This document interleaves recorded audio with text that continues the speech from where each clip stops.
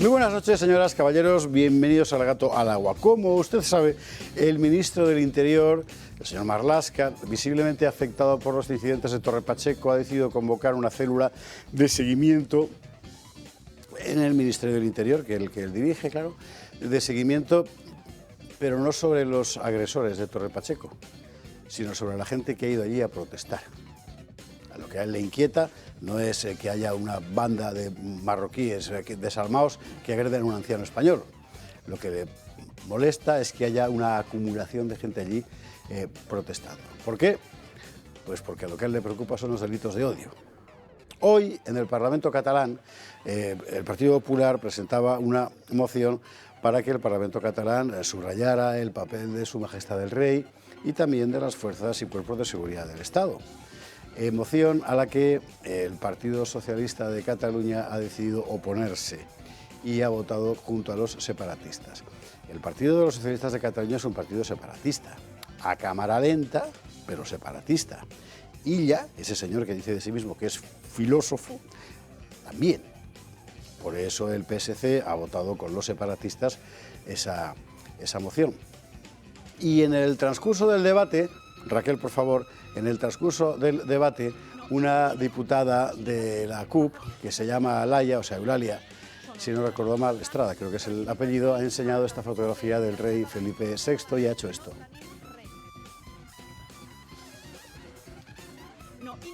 Bueno, PP y Vox han protestado ante la presidencia del Parlamento de Cataluña y la presidencia del Parlamento ha dicho que, bueno, que esto es la libertad de expresión. Si se acuerda usted, cuando el presidente del Parlamento Balear, el señor Lesen, le hizo retirar, o retiró él, de hecho, con la mano, unas fotografías de unas activistas comunistas fusiladas en la guerra civil, bueno, se pidió su cabeza y sus manos y sus pies para colgarlos en la puerta de la Catedral de Palma. Era una cosa impresionante. Y si no me equivoco, todavía sigue ahí este asunto judicial. Me llama la atención porque es que hemos hecho un Estado en el que está, ¿cómo decir?, prohibido. Está prohibido, terminantemente prohibido, manifestar cualquier tipo de adhesión al Estado. Y por el contrario, lo que el poder ampara es la erosión de las instituciones del Estado. Bueno, y esto es interesante para explicar lo que nos está pasando. La célebre frase "nos gobiernan nuestros enemigos" no es nunca una exageración. De hecho, es un poco la permanente canción del verano en España desde 1978. Lo que está pasando ahora mismo es eso, y la conjunción del desmantelamiento separatista del Estado y de la desintegración social de la sociedad española vía inmigración es un perfecto ejemplo. Lo bueno, pues que nos han enseñado a quién hay que señalar y a quién hay que quitar del medio si queremos que España sobreviva. Esa señora, por ejemplo.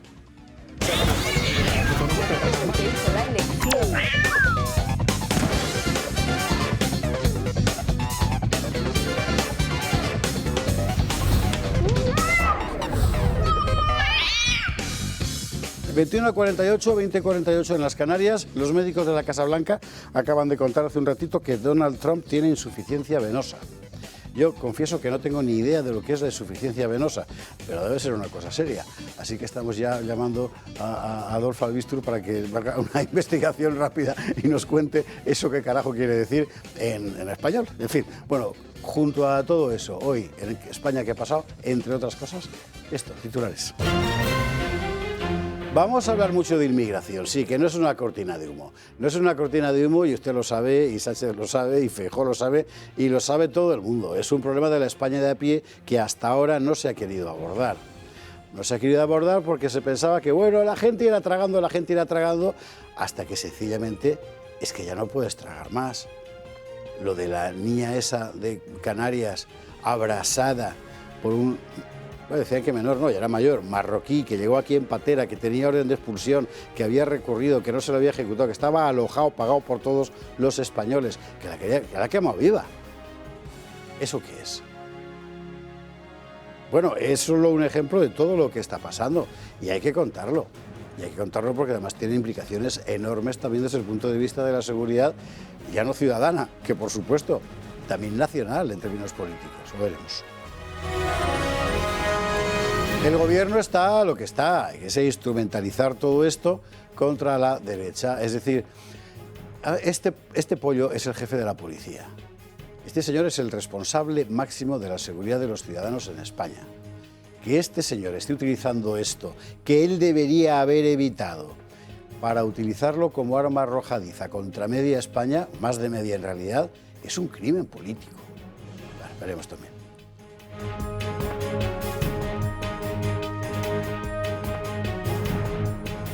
Y a ver si cambiamos las imágenes ya esta vez, porque si no vamos a aparecer a ver siempre la misma escena, ¿no? Bueno, vamos a hablar un poco del campo. Hace unos pocos días, recuerda usted, se suicidaba un agricultor español, David Lafoz. Hoy hemos tenido noticias sobre la subida. Han duplicado el catastro rural, el precio del suelo para los agricultores. Al mismo tiempo, el gobierno ha dado orden de almacenar aceite para evitar que baje el precio, para que siga alto, mientras duplica las importaciones de aceite de Túnez. O sea, no se pueden estar equivocando. O sea, no es posible que alguien esté haciendo todo eso mal porque es un inepto. Lo están haciendo porque quieren hacerlo. Como además coincide con lo que se está haciendo en el resto de Europa, donde, por cierto, han reducido, ¿cuánto? Un 25% ha sido el dinero de la PAC, de la Política Agraria Común. Pues me parece que el designio político es evidente: acabar con el sector primario en Europa. Pues no sé qué vamos a comer. Bueno, sí que lo sé y sé de dónde viene. Y cómo se riega y con qué también lo sabemos, ¿verdad? En fin. Hombre, ha resucitado Cristóbal Montoro. Nosotros que pensábamos que ya no nos lo encontraríamos nunca más en la vida. Joder, pues se va el tío y vuelve. Es verdad que vuelve por una mala noticia para él, que como usted sabe en realidad es una resurrección, porque 8 años llevaba ese asunto enfangado o no en un juzgado. De hecho, sigue bajo secreto de sumario, pero por algún motivo ha saltado el universo de corrupción, porque no tiene otro nombre, que vinculó a Cristóbal Montoro, a su hermano y a algunos otros amigos. Y usted se ha olvidado de quién es Cristóbal Montoro, porque no es autónomo, claro, que si fuera autónomo lo sabría. Cristóbal Montoro, que fue un eficacísimo secretario de Estado con Rodrigo Rato, si no me equivoco, en el gobierno Aznar, fue después ministro de Hacienda con el gobierno Rajoy. Y fue el hombre que hizo la política más socialista de todas las que hemos conocido en España en materia fiscal. Fue el tipo que consiguió convertir a la clase media española en una clase progresivamente depauperada. Luego Sánchez ya le ha dado la puntilla. Fue el tipo que se jactaba abiertamente, él y su equipo de prensa, de hacer una política socialista. Ese era Cristóbal Montoro, el responsable de que a su anterior jefe, Rodrigo Rato, hubiera una cadena de televisión oportunamente apostada para captar cómo le cogía la agencia de aduanas, o sea, por el pescuezo para meterlo en un coche. Ese es Cristóbal Montoro. ¿Ya nos acordamos? Bueno, pues ahora tiene apuros él.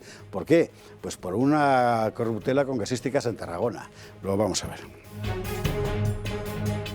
Bueno, y atentos a la última ocurrencia, que esto lo sacó María García Fuster en el Parlamento catalán, y a todos los que nos hicimos eco no se puede usted ni imaginar la que nos cayó.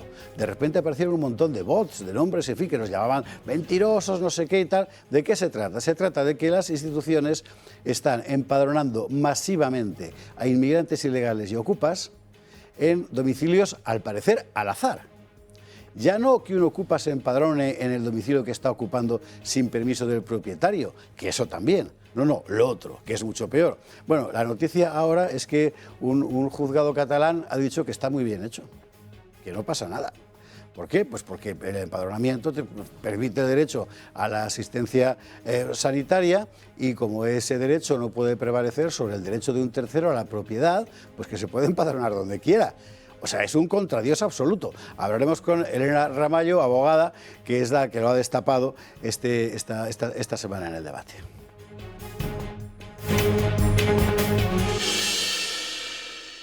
Así que si usted puede preguntar a quién tiene empadronado en casa, búsquelo, porque igual se lleva una sorpresa.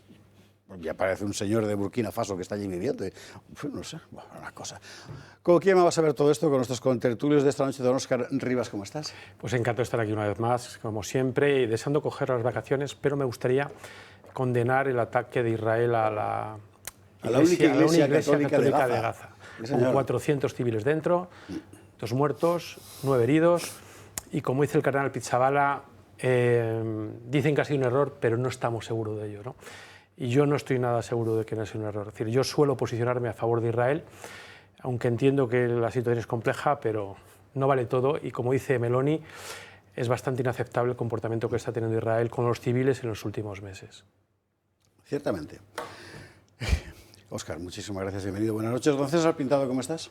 Muy buenas noches. Pues bueno, estamos viviendo ahora mismo en España una de las mayores campañas de desinformación que recuerdo, tal vez salvando el 11M o la pandemia, pero estamos en medio de eso. Hoy La Sexta ha sacado sacaba en su telediario un cartel falso creado por una cuenta anónima, seguramente con Canva, de un chaval de 22 años que ha sido detenido para intentar implicar a Vox, ¿no?, en esas supuestas cacerías de inmigrantes que ha habido en Torre Pacheco. Así que aquí dispuesto a combatir pues, estos bulos de los grandes medios de comunicación un día más. Es asombroso, el que sigue por ahí. Yo no sé si están calibrando bien, de verdad, porque toda esta ofensiva de la izquierda político-mediática, valga la redundancia, lo que está consiguiendo es que cada vez más gente tome conciencia públicamente y se atreva a decir algo que pensaba la inmensa mayoría de los españoles. No sé, en fin. Bueno, César, bienvenido, buenas noches. Doña Gabriela Camuñas, ¿cómo estás? Muy bien, pues siguiendo la situación en Torre Pacheco, que ha sido pues, la noticia de la semana, y en medio de, bueno, de todo este tema, ¿no?, que ya ha venido para quedarse. Se va a hablar de inmigración hasta que encontremos una solución al tema, pero me gustaría recordar también a Ceuta y Melilla, porque hace poco he leído que, bueno, que se ha reactivado el Comité para la Liberación de Ceuta y Melilla, y que además están pidiendo a los políticos marroquíes eliminar los controles fronterizos en Ceuta y Melilla. Entonces, pues bueno, nuestro apoyo y solidaridad a Ceuta y Melilla, que están en primera línea, es España adelantada, ¿no?, oye, pues que muchas veces se nos olvida y nos centramos en otras vamos, geografías de nuestra España, pero sí, creo que merece la pena recordarles. Ahí hay un problema continuo, un conflicto continuo del que el gobierno español se abstiene. Lo último fue el bloqueo de la aduana comercial, ¿no?, de Ceuta y de Melilla. Ahora están con este otro asunto, que por cierto, mire usted por dónde coincide en el tiempo, será un azar con la aparición del consulado marroquí en la zona de Torre Pacheco, que han estado por allí, mañana nos lo contará Rubén Pulido, creo yo, en el Gato. A lo mejor es casualidad, pero en fin. Por cierto, que el PP ha decidido que va a tragar con el centro de Menas de Pozuelo de Alarcón. ¿Sabe usted que quería meter 400 de golpe al lado de un colegio? Al principio estaban muy flamencos, hoy el PP se ha opuesto a la posición de Vox en el Ayuntamiento de Pozuelo de Alarcón de parar ese centro de Menas, de oponerse. Bueno, hablaremos con Ainhoa García Flórez, concejal de Vox en el Ayuntamiento de Pozuelo, para que nos cuente el porqué de este cambio de opinión del Partido Popular en el municipio más rico de España. En fin. Gabriela, bienvenida, buenas noches. Don Alejo Vidal Cuadras, ¿cómo estás? ¿Pero qué color traes? ¿Qué color traes? Bueno, unos días en la playa. Pues... Mira qué bien, joder. Sí, lo deja caer así como para, ¿no? Bueno, yo creo que tengo derecho, ¿no? Para generar envidia, no, envidia. Está bien. O sea, no sé, creo que me lo he ganado, ¿no? Vamos a ver, la polémica que se ha generado en torno a la imputación de Cristóbal Montoro es una polémica falsa. Yo no entiendo cómo el PP no ha dado el argumento clave en este caso. Si yo estuviera en el PP diría, pero vamos a ver, ¿ustedes por qué me atribuyen a mí este asunto si este señor es socialista? Entonces, es una muestra más de la corrupción socialista. Ah, pero está afiliado. Sí, estaría afiliado, era un infiltrado. Pero él tenía un alma socialista. Y acuérdense ustedes de... Sí, supongo que lo habrán, si no lo han leído, porque ustedes no leen mucho, pero habrán oído hablar del célebre libro, uno de los libros de política más famosos del siglo XX, el Camino de Servidumbre, que está dedicado a los socialistas de todos los partidos. Pues, o sea, ¿por qué se mete con nosotros? Este señor era socialista, por tanto, apáñense ustedes con el tema, ya está. Yo creo que no han acertado en el argumento. Después se ha dado de baja, por cierto, del PP. O sea, que el único vínculo que tenía que era afiliado y tal, en fin. Ay, Montoro, por favor. Sí. Bueno, él hizo una cosa que es para nota, porque realmente, hombre, hay cosas que hacen los políticos que a veces nos sorprenden, ¿no? Pero Montoro hizo una cosa que es para nota. Subió los impuestos más de lo que pedía Izquierda Unida. Sí, y se jactaba de ello. Izquierda Unida decía, hay que subir el IRPF tanto. Pero él lo hizo. Sobrepasó a Izquierda Unida en su petición de subidas de impuestos. Por tanto, yo no entiendo al PP porque se preocupa, ya digo, si es un socialista, pues que se apañen los socialistas con él. ¿Verdad? En fin. Bienvenido Alejo. Por cierto, ha salido ya la cuantificación de los famosos grabaciones de Koldo. Son 65 millones de páginas. 65 millones de páginas, las grabaciones de Koldo. 65 millones de páginas, es alucinante. Es el equivalente de 20 iPhone llenos, enteramente llenos. Pero si esto es todo lo que se ha escrito en Occidente desde los griegos, desde el nacimiento de Jesucristo. O sea, entonces, ¿cuándo les daba tiempo para hacer lo que hacían? Pues estaban todo el día hablando. Uy, una cosa, en fin. Bueno, ya lo veremos después. ¿Pero qué grabó este hombre? Todo. Claro, por eso están temblando, ¿no? 65. Claro, bueno, pero ese sumario no cabe en ninguna parte, ¿no? En fin. Bueno, ni siquiera se puede digitalizar. Bueno, porque has de tener a 100 tíos trabajando durante 6 meses. Ahora te lo hace ChatGPT rápido. Bueno, sí, vale, de acuerdo. Claro, la UCO tiene, si no me equivoco, 200 agentes, ¿no? Son 200 agentes los de la UCO, no son más. Operativos y tal, trabajando en estas cosas, son entre 60 y 65. Pero sí, con el sistema judicial español 250, clásico, no se los han dado. esto se transforma, querida jurista, en legajos. ¿Tú te imaginas 85 millones de páginas? Lo que es el monasterio del Escorial lleno de esos que se ataban con la cinta. Bueno. En fin. Bueno, vamos a la insuficiencia venosa de Trump. Es el retorno de la sangre al corazón. Fundamentalmente esa es la cuestión. Me estoy acordando yo de alguna cosa que aquí hemos anunciado que vendría fenomenal para eso, pero no es hoy ese día. Don Rodolfo, lo he visto. Muy buenas noches. Muy buenas noches, pues lo has dicho muy bien, es el retorno de la sangre al corazón. Por eso la arteria es roja y las venas son más oscuras, porque ya cuando vuelve ya va sin nutrientes, sin oxígeno y vuelve ya, digamos, entre comillas, sucia, ¿no? Y esa insuficiencia pues es que nos llega bien el retorno. Puede ser por obesidad, por mayor, por muchas cosas. Bueno, que se cure el hombre porque he fastidiado eso. Es hipertensión, además. Sí. Bueno, pues hoy voy a introducir un nuevo producto, pero voy a repasar los primeros. Hemos traído aquí una cosa nueva para que los espectadores digan, bueno, pues mira, al final tenemos una que además Alejo era de los que me decía, oye, que me duele el cuello, ¿qué tal? Pues bueno, aquí lo tenemos. Recordemos, el guante. Bueno, hay que decir que la artrosis, el otro día estaba, que es el programa de este fin de semana, el siguiente, vamos a tener una persona de mano, es decir, especialista en manos, traumatólogo de mano, y me decía, claro, que el problema de las articulaciones, de todas en general, pero de las manos más, es que no irriga la sangre. Al no irrigar la sangre es muy difícil curarla, porque no se puede poner casi nada que pueda, de manera que pueda hacer una acción. Por eso el tema de células madres que hay hoy en día, pues está ahí estudiándose, pero no está totalmente científicamente probado porque le falta a esa irrigación, a esa articulación sangre. Las manos son, bueno, pues una de las, digamos, lo que más utilizamos, lo que más trabajamos, lo que siempre estamos tocando, incluso socialmente es a veces lo que nos fijamos. Bueno, pues aquí tenemos el guante para que esas manos que empiezan a tener artrosis, pues las podamos empezar a tratar para que no se nos vaya más, no nos duelan y además podamos moverlas bien y que consigamos que esos dedos no se empiecen a torcer, ¿no? La rodillera, que trabajamos la rodilla con terapias de luz para que ese dolor de rodilla, esa inflamación, ese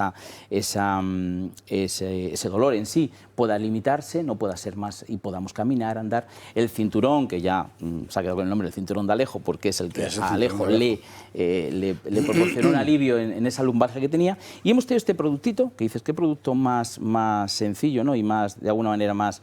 Es que lo quería encender un momentito para que veáis el colorcito que viene aquí.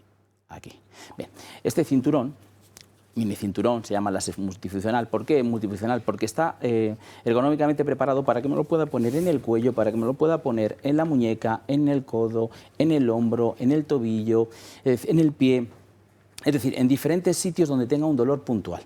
¿Con qué trabaja? Trabaja también con masaje, vibración, calor, que son cosas que van muy bien para cualquier tipo de dolencia, pero luego trabaja con 3 tipos de infrarrojo, 3 tipos de frecuencias, digamos, para que penetre, para que tenga un efecto analgésico, para que tenga un efecto antiinflamatorio y que todo eso alivie el dolor en zonas puntuales que estos otros artículos no podemos ponerla. Así que os invito, ¿verdad?, a que lo tengáis. Fijaos que lo ha probado una persona que tenía una neuropatía diabética. ¿Esto qué significa? Significa un dolor que se suele tener en la zona de los pies, que es un dolor pulsante, que es el peor dolor que existe. Un dolor continuo no es tan... es dolor, pero el cerebro se va adaptando. Pero un dolor pulsante es horroroso, porque cuando se te está... te vuelve a pinchar, te vuelve a pinchar, te vuelve a pinchar, ¿no? Y eso es el dolor que suelen tener los diabéticos con neuropatías. Entonces, esto le ha calmado a esa persona, que es muy difícil calmarla. Así que, de verdad, os invito a que este producto, si no lo tenéis, o si realmente queréis un lugar puntual, imaginad la gente que juega al pádel, las muñecas, bueno, pues todo esto, con este aparatito, adiós a ibuprofeno, y nos ponemos el láser multifuncional. Así que ya está. Ahí yo flipo con este hombre. Adolfo, gracias.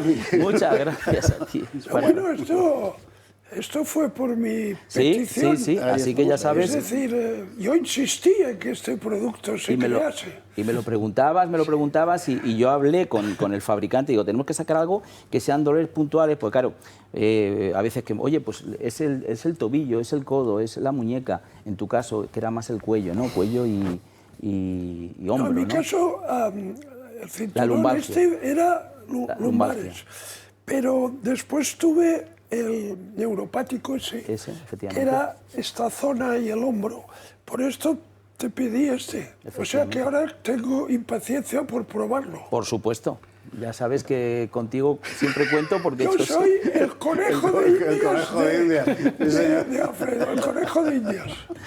Adolfo, 900-730-122, llame una sola vez, por favor. Si no se lo cogen, le van a devolver la llamada y usted lo pregunta absolutamente todo. Y, por supuesto, el descuento que tiene como espectador del Toro Televisión. ¿Y este fin de semana? Y este fin de semana tenemos a el doctor Luis Álvarez Galovic. ¿Qué es el doctor? Es el director de la unidad de columna de la Fundación Jiménez Díaz. Trabaja aquí en Madrid y en Ciudad Real. Es un especialista en columna. Y a ver qué cosa más interesante, porque no tengas tanto miedo en operarse la columna. Eso era antes, pero ahora no. De verdad, él lo va a contar. Porque dice, joder, la columna, como opere me puedo quedar paralítico. No es así. Ya lo veréis este fin de semana, sábado a las 9:30, domingo después de la misa de Murcia de Yecla que vemos en televisión, también. Así que os invito a que lo veáis. A mí ya me han erizado los vellos de momento, pero bueno. A mí no hay que perderse. Gracias, mil. Publicidad. Gracias. A la vuelta de la publi, hablamos con Elena Ramallo sobre esta decisión de un tribunal catalán de proteger el empadronamiento de la gente donde le dé la gana, aunque el propietario no lo sepa, que es una cosa de lo más llamativo. Enseguida. 22:12, 21:12 en Canarias. Vamos a empezar por un asunto dentro de estas historias de los españoles de a pie que a nosotros nos gusta contar, que generalmente ocupan un lugar secundario en la información hasta que de repente emergen y se convierten en un problema nacional, como ha pasado con la inmigración, por ejemplo, y es el asunto de los empadronamientos, que es el contrasentido lógico. Vamos a ver. Sobre esto me puso en la pista Elena Ramallo, a la que vamos a saludar de inmediato, con este titular que aparecía en el debate el otro día, y que dice así: un recurso de Esquerra obliga al Ayuntamiento de Lérida a empadronar ocupas sin permiso del propietario. Lo interesante de este asunto es la intervención judicial, claro, es un tribunal quien autoriza esto. Si usted recuerda, aquí sacamos a María García Fuster, que es una diputada de Vox en el Parlamento catalán, contando cómo había administraciones que estaban empadronando inmigrantes ilegales en domicilios, al parecer, al albur. Es decir, que cogían la lista, pues tú te empadrono aquí, tal, por supuesto sí que lo supera el dueño del edificio. Bueno, esto es tremendo, porque además es un tribunal quien autoriza eso. Y los argumentos son para echarse a temblar. Elena Ramallo, muy buenas noches, ¿qué tal? Hola, buenas noches. ¿Qué tal? ¿Cómo va eso? Vamos a ver, si lo hemos entendido bien, ahora explicarás tú mejor la cuestión jurídica. El tribunal sostiene que, en la medida en que el empadronamiento permite el acceso a determinados derechos de asistencia social, y estos derechos tienen que prevalecer sobre cualquier otra cosa, nadie es quien para invocar su derecho a la propiedad para impedir que alguien sea empadronado en su propia casa, aunque uno no lo quiera. Pues sí, efectivamente. Esto que hemos visto a lo largo de estos años, pues estos gobiernos pro ocupación, vemos que es como una vuelta más de tuerca, ¿no? Porque ya no es un político, ya no es un gobierno, es una resolución judicial, es un juez el que dice que una persona se puede empadronar en casa del propietario sin consultar al propietario, y ya no solo eso, sin que los que viven en esa vivienda tengan nada que decir. Entonces, claro, es que la vulneración del derecho de la propiedad es uno de los derechos más vulnerados en este país.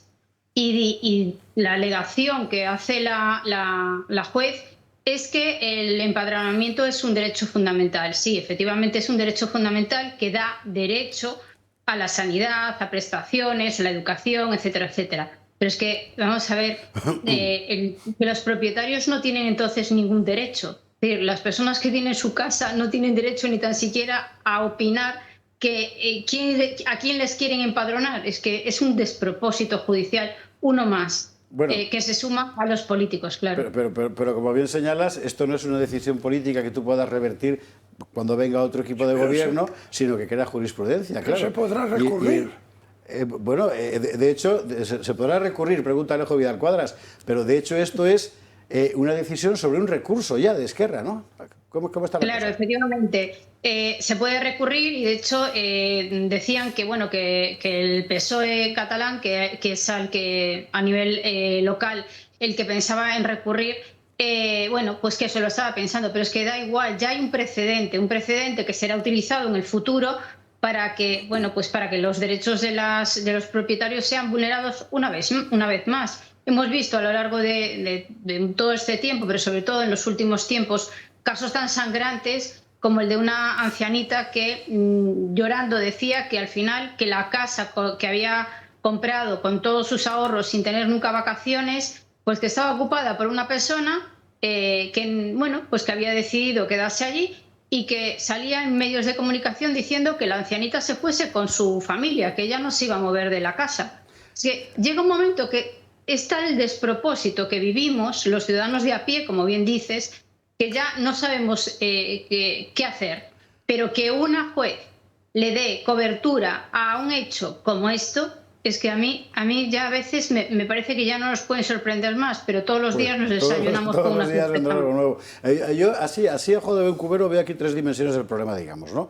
Por una parte está el hecho de que en la práctica es una bendición judicial de la ocupación, lo mires como lo mires, es decir, bueno, luego hay una fragilización evidente del derecho de propiedad, por más que se diga que el empadronamiento no implica derecho de propiedad alguno, tú estás bendiciendo el hecho de que una persona se haya metido en tu casa sin que tú quieras. Y luego hay una tercera cuestión, y precisamente vinculada con esta, en la medida en que tú permites que cualquiera pueda empadronarse donde quiera, porque el que se empadrona en una casa que no es suya no tiene que demostrar que vive allí para empadronarse. Podría haber elegido cualquier otro domicilio. El derecho de propiedad se fragiliza enormemente, claro, es decir, al final, vamos a ver, al final el empadronamiento sirve exactamente para qué, porque solo es un documento que no es fehaciente de dónde estás, de dónde vives, de dónde estás colocado. Es que el empadronamiento es un derecho fundamental y dice que, o sea, se dice que todos los españoles, bueno, todas las personas que vivan en España tienen que estar empadronadas en su municipio. Pero claro, es que como hemos ya destruido tantas, digamos, normativas de convivencia, hemos vulnerado tantos derechos, llega un punto en el que el empadronamiento en sí es una vulneración de la propiedad, y no solo de la propiedad. Es que, vamos a ver, todos sabemos que si tú vas al ayuntamiento y quieres empadronar a cualquier persona de tu familia, o hay un cambio de situaciones personales, por ejemplo, te divorcias, ¿no? Y quieres desempadronar, por decirlo de alguna manera, es que te exigen una serie de requisitos. Es decir, estos días me comentaba un amigo a raíz de toda esta situación que se quería empadronar en casa de sus padres ancianos para, bueno, pues para poder pedir una serie de permisos para ir a cuidarlos, llevarlos al médico, etcétera, etcétera. Y le dijeron en un ayuntamiento gallego, y le dijeron, oiga, pero es que tiene que traer usted el permiso de sus padres para poder empadronarse. Estamos hablando de unos señores de 80 y 90 años, ¿vale? Y entonces dice él, pero ¿cómo que el permiso de mis padres? Es que me voy a empadronar para poder estar más cerca, para poder cuidarlos, etcétera, etcétera. No, sin eso no. Entonces le dice, ¿y si fuese un ocupa? Y la contestación de la funcionaria, bueno, es que si fueses un ocupa no lo necesitarías. Es que ya sé que esto suena de locos y kafkiano, pero es que es así. Es decir, las personas normales tenemos problemas. Las que vienen de manera ilegal y ocupan viviendas de manera ilegal tienen la bendición judicial. Es que es un despropósito absoluto de nuestro país. Joder, en fin. Elena, gracias mil por sacar este tema, por sacarlo, por ponerlo encima de la mesa, ¿no? Y enhorabuena, por cierto, por el artículo del debate del orgullo de ser español, que a mucha gente le habrá encantado, seguramente a otra mucha no, pero a mucha gente le habrá encantado, porque está francamente bien. He tenido mucho seguimiento y me vas a dejar un momentito para decirlo. Recomiendo que se lea, porque España, desgraciadamente, es de los pocos o el único país que las personas que vivimos aquí, los ciudadanos, algunos, no todos, sienten vergüenza de ser españoles, es decir, de su nacionalidad. Eso es un despropósito absoluto. Cuando tú sientes vergüenza de tu país, pues de poca manera vas a poder construir una convivencia y defender unos derechos que en este momento están muy en cuestión. Gracias. Elena, gracias, muy buenas noches. Buenas noches. Gracias. Esto se llama descivilización. O sea, las instituciones, claro, las instituciones clave las descompones. Es así. O sea, cuando en una sociedad el problema no es ya la legalidad o la convivencia pacífica o el respeto a la ley, sino la demencia, ¿verdad? Ya la cosa pasa a otra escala. Vamos a ver. Esta juez está loca. O sea, solo una mente enferma puede decidir que una persona se puede empadronar en casa de otro sin que ese otro ni lo autorice ni lo sepa. O sea, eso a esta señora lo que hay que hacer rápidamente es inhabilitarla y llevarla a un sanatorio donde la traten, ¿no? Para que recupere su salud mental. Y si no la recupera, pues se la deja en el sanatorio porque es un peligro para la sociedad. Entonces, hay una cuestión ideológica de fondo ahí importante. No, pero es que estamos en otra escala, en otra dimensión. O sea, esta señora no es que sea una juez poco rigurosa, no, es que está como una cabra, porque solamente una persona que está en la más absoluta insania puede dictar una sentencia como esta. Salvo que tú pienses que la propiedad no es un derecho propiamente dicho. Por supuesto. Que me parece que es lo que subyace en la sentencia de esta señora, que con toda seguridad piensa que la propiedad es una alienación de otro. Y entonces, ¿no? Sí, no, yo quería hacer una apreciación. O sea, la institución del padrón, ¿no? Es antiquísima. Todo el mundo recuerda. No, sí, Jesús. Jesús, exacto. Y José, que van a Belén justo porque el César había promulgado un edicto para censarse. Entonces, dicho esto, el derecho al padrón es un derecho civil que yo tengo como ciudadano. No es un derecho fundamental que yo tengo como condición inherente a mi persona por la cualidad de persona, ¿no? Esto es un derecho civil que yo tengo. Derecho a levantar la mano, a censarme, a contar como ciudadano, estaba previsto siempre para ciudadanos, no para residentes, no para extranjeros. ¿Qué te da un volante de empadronamiento? Pues te da un número de seguridad social. Entonces, con ese número de seguridad social yo tengo acceso a educación y a sanidad. En una sociedad sana, empadronarse en casa de otro sería incluso un indicio delictivo. Es decir, nadie se atrevería a solicitar un padrón porque eso podría ser que usted ya hay un indicio de que ha cometido un delito, ya sea allanamiento de morada o de ocupación. Me preocupa más aquellos ocupas que solicitan el empadronamiento. El que directamente se empadrona donde le gana es una tomadura de pelo. Pero es verdad que tener la posesión de un inmueble más el padrón también es un indicio de arraigo. Es un indicio, pues no sé, pues para acreditar... Estás distinguiendo entre propiedad y posesión. Exacto. Entonces, cosa que es muy importante, efectivamente. Entonces, tener la posesión... Lo que tener juristas en la mesa, ¿ves? Es muy claro, es importante.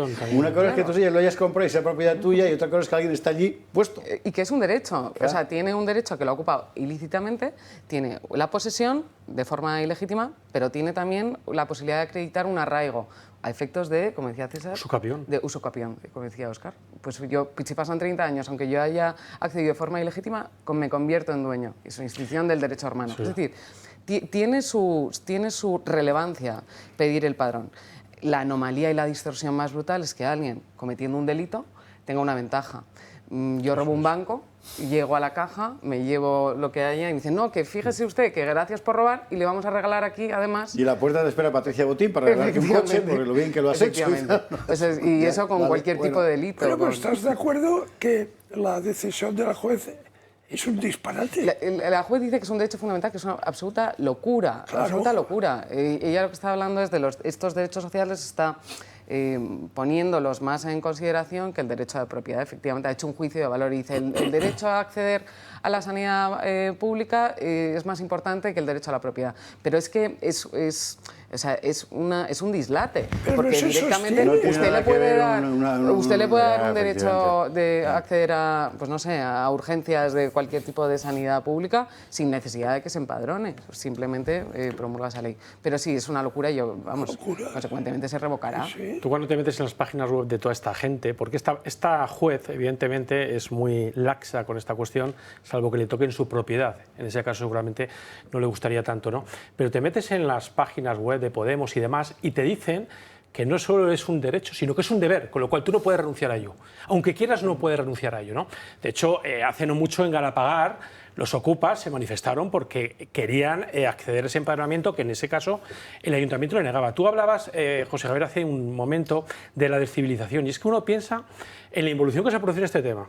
A ver, hace unos años, no muchos, tú allanabas la morada de alguien, le quitabas la televisión y te pirabas corriendo para que no te pillaran, ¿no? Porque te detenían, ¿no? Ahora no. Ahora ya no roban los enseres. Te quedas con la casa, con las paredes, con las puertas y encima reivindicas los servicios a los que te da acceso el tener ese empadronamiento por ocupar una vivienda, que es sanidad, que es educación, que son las ayudas públicas. Y que el propietario te pague el agua, eso es, la luz, por supuesto. Y además recibir ayudas públicas del propio municipio. Pero además hay otro tema que creo que no ha tocado la abogada y es que dificulta el proceso de recuperación de la vivienda. Exacto.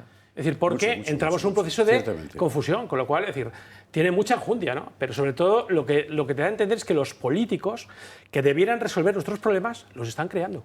César, cerramos tema y nos vamos a la publi. Sí, no, simplemente un apunte porque la verdad es que lo han tocado con mucha contundencia, pero yo creo que evidentemente subyace un trasfondo político que creo que no es incompatible de lo que dice don Alejo, que sea también una trastornada. Al final pues, muchos comunistas están trastornados, quiere decir, no es ningún secreto a voces. Y efectivamente se está produciendo pues, un socavamiento del orden jurídico realmente, no sé si del orden jurídico, del orden civilizatorio en todo Occidente, que está dando como fruto pues, este tipo de disparates y los disparates que estamos viendo en todos los frentes. Luego hablaremos de inmigración ilegal, pero va muy en esta línea. Va muy en la misma línea. Recuerde usted descivilización. Norbert Elias, búsquelo en su navegador favorito y a ver qué interesante. Es el proceso que estamos viviendo. Publicidad.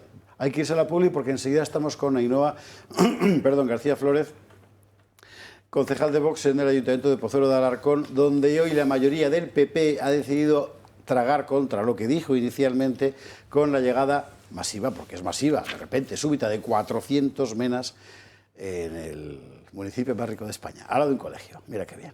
Publi y lo vemos. Produce y almacena la energía que consumes, asegurando el suministro en tu hogar y garantizando un ahorro en tu factura de la luz. ¿Cómo? Gracias a una batería instalada en tu casa y a la energía que generas desde un parque solar remoto. Aunque vivas en un piso, sin necesidad de instalar paneles en tu tejado, puedes tener tu propia energía y protegerte del mercado eléctrico. Y todo con la tranquilidad de un proyecto pensado para los próximos 40 años. Descubre el pack ahorro energético de Comunidad Solar en comunidadsolar.es o llamando al 980 28 12. 22:34, 21:34 en Canarias. Vamos a hacer el tema de inmigración. Es el tema. Está en todas partes. Está en la calle, está en los bares, está en los autobuses. Está... y no paran de salir noticias. Y está muy bien, porque es un problema sobre el objetivo. Lo último cronológicamente, ha sido la decisión del Ayuntamiento de Pozuelo de Alarcón, donde usted sabe que aquí habíamos contado que el gobierno pretendía meter de sopetón 400 menas al lado de un colegio, ¿verdad? La decisión del ayuntamiento de aceptarlo. De hecho, Vox había planteado que se plantara, que dijera que no. La propia alcaldesa de Pozuelo, en principio, parecía que estaba por la labor, pero no sé por qué han sacado ese titular de ABC, que es el primero. Porque lo que ha salido hoy, lo que ha pasado hoy, que es el último titular que os he mandado, por cierto, es que el ayuntamiento ahora dice que sí. Y allí se ha enfadado muchísimo. Bueno, la verdad es que hay que decir que no se ha enfadado. Ha tenido una templanza extraordinaria, ha leído su propuesta y se ha marchado sin decir una palabra más alta que otra, lo cual hay que encomiarle desde luego a Ainhoa García Flores. Muy buenas noches, ¿qué tal?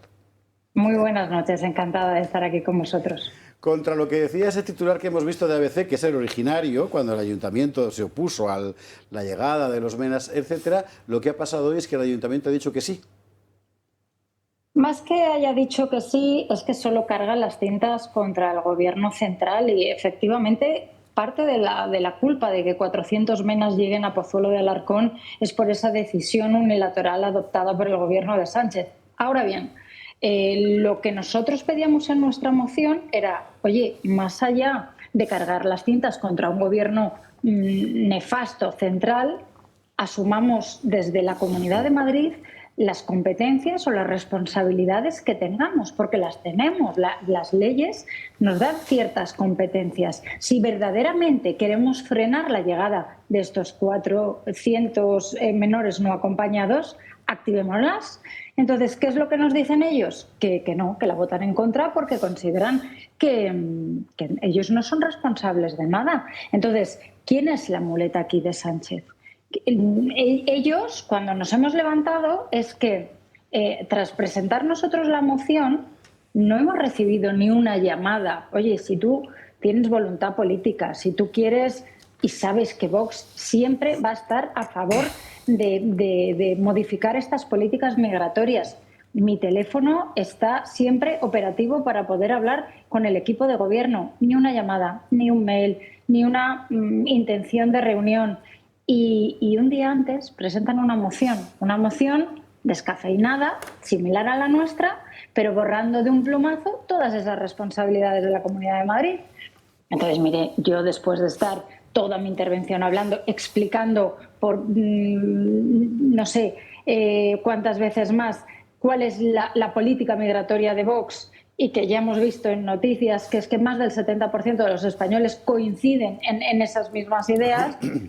Oiga, no me tome el pelo, no me venga con 24 horas con una moción de urgencia, que de urgente tiene poco, lo que tiene es grave, urgente no, que hace 2 o 3 semanas que sabíamos esto, y hombre, no trate, ¿no?, de cambiar un poquito el mensaje. Pero lo que yo veo, no es que si el Ayuntamiento de Pozuelo, por lo que opta, perdón, con su mayoría del PP, es por decir qué malo es el gobierno central que nos quiere traer aquí 400 menas, y ya os vais a comer con patatas igual.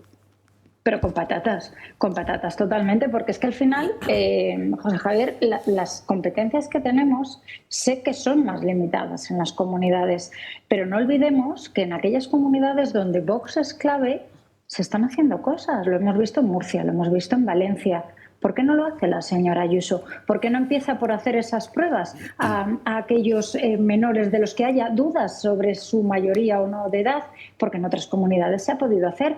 ¿Por qué no aplica ese artículo 35.2 de la Ley de Extranjería que le va a permitir, a través de la firma de convenios, el poder destinar a estos supuestos niños menores no acompañados a sus países de destino, que es donde tienen que estar, con sus padres? Eso es algo que nos lo tendrán que explicar, pero el querer borrarse de un plumazo, el no querer responsabilizarse de nada, no querer asumir ningún tipo de competencias, oiga, mire, aquí estamos para trabajar por los vecinos. Y si desde cualquier administración se puede hacer algo, por obligación política, por obligación moral, están obligadas de ejecutarlas. ¿Hay fecha prevista para que la llegada de esta gente? No, todavía no. Hoy, por lo que decía la alcaldesa, seguía sin información por parte del Gobierno. Desconozco si es real o no, porque ya os comento que yo, de verdad, que con el voto en contra de la izquierda, de toda la izquierda y el Partido Popular, ya me dejan bastante claro en qué línea van. De hecho, una pequeña anécdota, escuchamos por parte de la izquierda en nuestra moción unos insultos desde xenófobos, fascistas, neonazis, que yo pedí, evidentemente la alcaldesa como presidente del Pleno tiene la obligación legal por el reglamento orgánico de moderar ese Pleno. Entonces dije, mire, que sea la última vez que usted escucha este tipo de palabras y no las frena y no solicita que se eliminen del acta, que no por mí. Primero, por el partido que represento, pero que no se olvide que es que detrás, en Pozuelo de Alarcón, por lo menos, hay miles de vecinos a los que estamos representando y que cada día son más. Por lo tanto, por ese compromiso que se tiene que tener a los vecinos, yo a mí no sé, esta amistad o este contrato no pactado, o no consensuado, pero que se lleva a efecto con el Partido Socialista es tremendo. Y al final es que son esas políticas pues consecuencia de un bipartidismo, porque todo lo que está pasando en estas últimas semanas, desgraciadamente, no es algo puntual, no es algo aislado y no es algo que se lleve cometiendo desde hace pocos años. Esto es fruto de un trabajo mal hecho desde hace mucho tiempo. Ainhoa, gracias mil por estar esta noche con nosotros, para contarnos esta última hora hoy en Pozuelo de Alarcón. Vendrán más últimas horas, me temo, así que si eres tan amable, pues seguiremos molestándote para que entres a contarnos cómo va. Siempre encantada de estar con vosotros. Gracias mil, buenas noches. Abrazo fuerte. Gracias. Bueno, pues ahora mismo la situación es esta. Habrán 400 menas cuya edad no se ha podido comprobar porque la comunidad autónoma se niega a comprobarlo, cosa que es muy importante subrayar. En Aragón sí se hizo, el 80% eran mayores de 20 años, se hizo en Canarias también en su momento, luego dejó de hacerse porque asimismo el mayor porcentaje, por supuesto todo varones, era mayor de 18 años, en Madrid no se ha querido hacer, 400 van a aparecer allí, plops, puestos al lado de un colegio. Pues esto es ni medio normal. Y sería muy fácil ir al argumento ternurista, ¿no? Es que son jóvenes, que están en el momento de expansión vital. Vale que no sean menores, bueno, venga, ¿qué más da? Si al final los 20 son los nuevos 15, ¿no? No pasa nada. Pues, joder, es que sí que, el problema es que sí que pasa. Pasa porque no sabemos quiénes son. Y como no sabemos quiénes son, pasan cosas como lo de Canarias. Cosas como lo de Canarias, que por cierto, a ver si podemos recuperar luego el titular que puso Televisión Española, que lo ha contado Juan Carlos Girauta. Lo de Canarias usted se habrá enterado, se ha enterado toda España, porque es de esas cosas que te congelan el corazón. Es esto.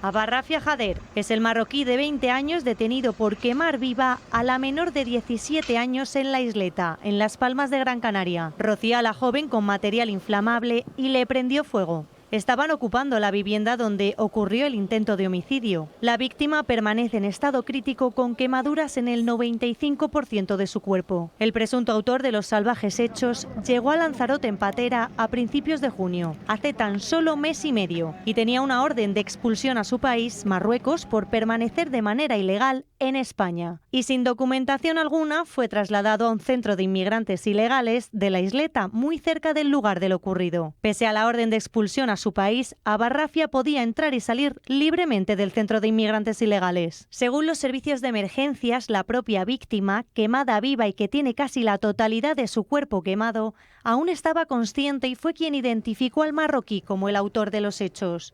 Se encuentra en la unidad de quemados de Sevilla. Ella es una menor tutelada por el Gobierno de Canarias. Residía en un centro de menores del que se marchaba habitualmente para estar con el presunto agresor. Cuando estos hechos ocurrieron la madrugada del miércoles, ella llevaba fugada del centro 3 días. Abarrafia Jader permanece detenido tras haber sido atendido por inhalación de humo en el Hospital Dr. Negrín. En su declaración ante la policía aseguró que todo fue un accidente y que el fuego comenzó cuando se prendió un colchón en el que estaban ambos tumbados fumando. Los investigadores trabajan ahora con la hipótesis de que hay alguna persona más implicada en los hechos. Quien era médico, en efecto, canario. Bueno, vamos a ver. O sea, 20 años, llega como Mena, en patera, orden de expulsión, la recurre, estaba ahí, acogido, sufragado por todos los españoles. En tanto alguien resolviera ese recurso. O sea, ¿y sabe usted qué es lo peor? El discurso oficial. Girauta rescataba hoy, cómo tituló Televisión Española este asunto. Y me parece que en la crónica universal de la infamia, aquí diría el otro, ¿verdad?, hay que señalar este titular. Vamos a verlo. Vamos a verlo porque esto es lo que dice Girauta, el pseudomedio RTVE, atentos al titular de Radio Televisión Española. Una menor sufre quemaduras muy graves tras ser agredida con material combustible. Esto es la información oficial. En pasiva, sin Eso sujeto. Sin sujeto. Eso es en voz pasiva para efectivamente omitir, esconder el sujeto. Es una vergüenza, es una auténtica vergüenza. En fin, pues aquí hay un problema. Bueno, y pues hay otro aspecto que conviene, que es la cuantificación de lo que vale tener a estos 400 supuestos menores en Pozuelo, en un centro donde hay que darles de desayunar, comer, cenar, hay que mantener el centro, hay que pagar al personal que está allí pues controlando el centro, más todos los gastos, tal. Se está estimado, ¿no?, que cuesta unos 4.000 euros al mes, ¿no?, un MENA, ¿no? Pero recuerdo esta cifra. Sí. Entonces, 400 MENAs un año son 20 millones de euros. O sea, este centro va a costar 20 millones al año. ¿Qué os parece? Sí. No sé quién había hecho el cálculo esta mañana y decía que mandarlos a Eton resultaba más barato. Porque les pagas menos de matrícula, que es una cosa, joder, de verdad. Sí, no, los podría llevar a un internado de lujo en Suiza. Por ejemplo. Pues no, pero es que, vamos a ver, es que es muy caro. Porque el alimentarlos, alojarlos, este centro, como es natural, tiene electricidad, tiene agua, tiene todo, tiene productos de limpieza. Intermediario, que es donde está la clave de ese coste. Claro, y normalmente esto lo hace una empresa subcontratada, que te cobra un tanto por MENA y por mes, que como os digo... Por cierto, como lo de la tutelada, que también es una empresa. Lo que está pasando con los menores tutelados en España, tutelados por la administración, bueno, alguien debería poner pie en pared, ya está bien. Es que estamos viendo de todo. De prostitución, drogadicción, robo, y esta chica que andaba fuera a su bola, no se sabe cuánto tiempo y que acaba así, o sea, de verdad. Es responsabilidad política directa de la administración concernida, que ha externalizado en una empresa de la red clientelar infinita de la partitocracia para que pasen estas cosas. Pues ya está bien. En fin. A mí me sorprendió mucho el cambio de opinión que ha manifestado la alcaldesa de Pozuelo, porque ella ha recorrido todos los medios ha ido y por haber, desde hace 10 días, manifestando su indignación. Sí, pero fíjate, es lo que he dicho Ainhoa, cuando de lo que se trata es decir, vamos a adoptar medidas concretas que han de pasar por la comunidad. Entonces, es decir, a ver, la política municipal es muy concreta, es decir, no es como la ambigüedad que puedes tener a nivel nacional. Es decir, hay nombres, hay apellidos y eso la gente lo tiene muy en cuenta. El daño para un municipio como el de Alcorcón, donde entre Vox y PP se vota el 70%, o sea, consiguen el 70% porque Pozuelo es un repelente para la izquierda. El daño que le va a ocasionar a ese municipio, es decir, y las ventajas y desde luego los beneficios que va a tener Vox, porque evidentemente la gente se va a sentir huérfano. ¿Por qué? Porque los MENAs no tienen que ser necesariamente símbolo de delincuencia.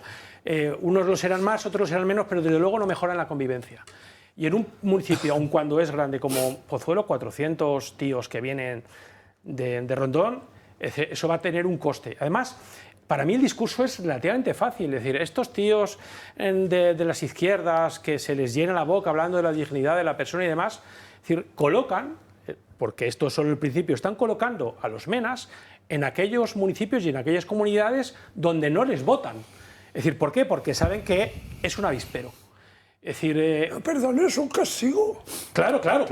Pero es que el discurso es claro. Lo que no entiendo es que el Partido Popular, que no se da cuenta de que ya no está solo, que tiene una competencia muy clara con Vox, porque en este sentido es una competencia, porque efectivamente, no sé quién de vosotros decíais que la inmigración ha llegado para quedarse, indudablemente. Gabriela, ha sido Gabriela. Indudablemente ha sido ella. Sí, pues ha llegado para quedarse y efectivamente, y no se va a ir, salvo que nosotros nos movamos. Entonces, a mí me cuesta entender al Partido Popular que esto no lo vea. Porque tú vas a otros países y efectivamente vemos lo que está pasando en Alemania y tal. Ahora vamos a hablar pero dos cosas. Pero esto está claro, es decir, el daño que va a ocasionar al municipio es brutal. Y sobre todo, poner en evidencia esa disfunción, esa asimetría que hay entre lo que el PP dice y lo que el PP hace. César, Gabriela, ahora vamos a ver... ¿Tú sabes que Pozuelo es uno de los municipios de renta per cápita más alto de España? Es el más alto. Bueno, ya ha superado esa Cugat. Es evidente que eso es una clarísima maniobra política para castigar a un municipio que es, vamos a decirlo refractario. Así, mayoritariamente de refractario de izquierda. De hecho, te diré abundando que han metido también a instancias del gobierno una gasolinera en plena zona residencial, ahí en Pozuelo también, a modo de castigo. Está claro. Bueno, en Almería, en algunos sitios en el Ejido también gana la derecha, gana Vox para ser exactos, porque en aquellos sitios donde hay inmigración pues acaba surgiendo la derecha. Yo estuve con Ainhoa precisamente en Pozuelo, echando un vistazo en los alrededores de este centro de inmigrantes. Estuvimos grabando. Para los vecinos es una tragedia. Nos contaba una profesora que conseguimos entrevistar que se acercaban los inmigrantes a un colegio que tiene justo enfrente del centro e interactuaban con los niños, les decían cosas, con las niñas especialmente. Es decir, es un peligro, pero más allá de esto, lo que está pasando ahora en España, que parece que nos sorprende mucho, es simplemente que España se está comenzando a equiparar con lo que pasa en el resto de Europa y con lo que lleva pasando años de forma sistemática en Europa. El verano pasado, en Irlanda, que también me desplacé hasta allí para ver las protestas, los vecinos ya reaccionaron violentamente por una serie de hechos que acontecieron y al final se extendió a todo el país, no fue concentrado en un solo sitio como ha pasado en Torre Pacheco, sino que se extendió. En esa ocasión fue porque en Southport habían asesinado a 3 niñas pequeñas, un inmigrante. Pasó hace poco otra vez en Irlanda, cerca de Belfast, donde de nuevo 2 inmigrantes ilegales violaron a una menor y otra vez la gente reaccionó literalmente yendo a quemar las casas de estos agresores. Y España simplemente se ha equiparado a lo que lleva pasando años en Francia. Yo tengo un buen amigo, es líder de una organización identitaria francesa, se llama Tennesound, es una organización que, entre otras cosas, pues lucha contra este fenómeno de la inmigración ilegal, y me contaba hace poco una anécdota que me decía que habían aparecido en una mezquita de su ciudad unas pintadas sionistas contra el Islam. Y entonces que los musulmanes entendieron que había sido su organización la que lo había hecho. Durante 2 o 3 semanas estuvo recibiendo amenazas diarias y masivas por parte de estos musulmanes, hasta que él se puso en contacto con uno de los líderes de la comunidad musulmana y le explicó que no había sido su organización, que su organización no era sionista y que eran otros. Y automáticamente paró y me decía: ¿y sabes lo que es esto? Esto es que ya no impera la ley, ya no hay ley de por medio, simplemente hay una negociación entre comunidades, que es lo que está pasando en sitios como Francia. Está la comunidad islámica, la comunidad judía, la comunidad cristiana, la comunidad blanca, y la ley ya no pinta nada el Estado de Derecho. Ya cada uno se rige por sus líderes, y esto es lo que va en camino a España. A raíz de todo esto nos están intentando criminalizar aquí, o están intentando criminalizar a los pobres vecinos de Torre Pacheco por simplemente montar unas patrullas ciudadanas, con toda la desinformación que hay por el medio, pero es que a partir de este momento este es el futuro de España si esto no se revierte. Gabriela. No, yo creo que el debate que se divide en dos, ¿no? ¿Qué hacemos con la inmigración de los mayores de edad? Pues si se aplicará la ley, pues hay que repatriarlos y entre usted por los cauces legalmente establecidos conforme a las necesidades del país de destino, ¿no?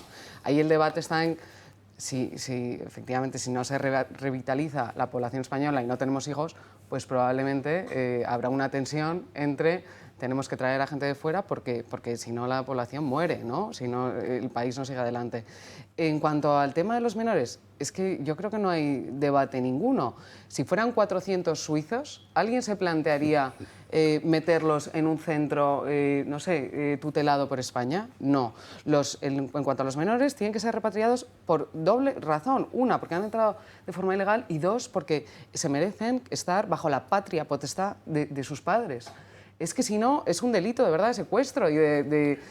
Claro, esto es muy efectivo. Esto que está diciendo Gabriela... ¿Repatriarlos dónde? Porque ellos no llevan documentación. Pero si pues es que se establece. Pero si es que, Graciela, para sus padres esto es una bendición. Les pagamos la estancia, les pagamos la educación, les pagamos la sanidad. Encima le damos una buena pasta cada vez para sus gastitos. Le pagamos la ropa. Que los tutelen. Para ellos los padres están encantados. Hay algunos mecanismos para hacer todo esto. El efecto... les han estafado y se los han Vamos a ir por partes, ¿os parece? Porque han salido encima de la mesa varias cosas que me parece que es importante periodificar, en el sentido de la tabla periódica de los elementos que decía Aguinaga. La cuestión de los menas, específicamente. Y la evolución del PP. La evolución del PP, que decía Óscar que no lo entendía, porque está moviéndose. O sea, ahora mismo es como si coges a una persona que está corriendo y le pillas en una posición así como poco airosa, porque está dando una zancada, creo que no saben hacia dónde. Hay que recordar que el PP hasta hace una semana era acogida. Y las políticas de inmigración ilegal no las cambió sustancialmente Rajoy y tampoco las cambió. Rajoy no cambió nada, vamos. De nada. Y de repente Abascal dice: los inmigrantes ilegales a su casa, los legales que delincan a su casa y los menas con sus padres. Y va Feijóo y dice: los inmigrantes ilegales a su casa, los legales que delincan a su casa, que lo dijo Feijóo y que luego cambió de opinión en las siguientes declaraciones, y los menas no dijo nada. Pero lo dijeron el resto de las comunidades autónomas, que mira tú por dónde, después de montarnos la exhibición aquella bochornosa de Moruno Bonilla con el corazón así de ancho, ahora lo tiene así de estrecho. Y ya no. Y ya el PP no quiere ir a la reunión con la ministra para repartir a los menas, porque, entre otras cosas, como son tan generosos, pues en el País Vasco y en Cataluña no van a repartir. No, allí no van, ¿no? Ahora mismo, ¿qué tocaba hoy? La mesa famosa, y lo que ha pasado en la mesa es que el PP no ha ido. ¿Qué es esto que nos cuentan? El PP ha dado plantón al Gobierno en la reunión para acordar el reparto de unos 4.000 menas procedentes de Canarias. Las comunidades del PP, excepto Ceuta, han decidido no acudir a la cita al considerarla ilegal. Critican que el reparto que el Gobierno quiere imponer vulnera el principio de igualdad territorial, ya que favorece a Cataluña y al País Vasco, mientras que Madrid, Andalucía o Valencia deberán acoger a cientos de inmigrantes. Pese al desacuerdo, el Gobierno no ve fallas en su plan y tilda de falta de respeto el plantón de los populares. Nos hemos enterado por los medios de comunicación de que no venían a la conferencia sectorial, lo que supone una profunda falta de respeto hacia comunidades autónomas que sí se han desplazado hasta aquí y una falta de respeto profunda, lo que es también muy grave, a los derechos fundamentales de estos niños y niñas. Incluso Vox ha salido salpicado. Y no puedo evitar pensar que, evidentemente, las deudas racistas de Feijóo con el señor Abascal las van a pagar las personas que viven en Canarias, las personas que viven en Ceuta, las personas que viven en Melilla y las personas que viven en Islas Baleares. PP y Vox rechazan rotundamente la gestión del Gobierno en inmigración y su postura es firme. Con los votos a favor de ambos partidos, el Pleno del Ayuntamiento de Alcalá de Henares ha solicitado al Ejecutivo de Sánchez el cierre inmediato del centro de menas de la localidad madrileña. Un centro que lleva desde su apertura rodeado de polémicas, pero que todo empeoró tras la violación a una joven de la localidad por un varón de 21 años de origen maliense que estaba acogido en este centro.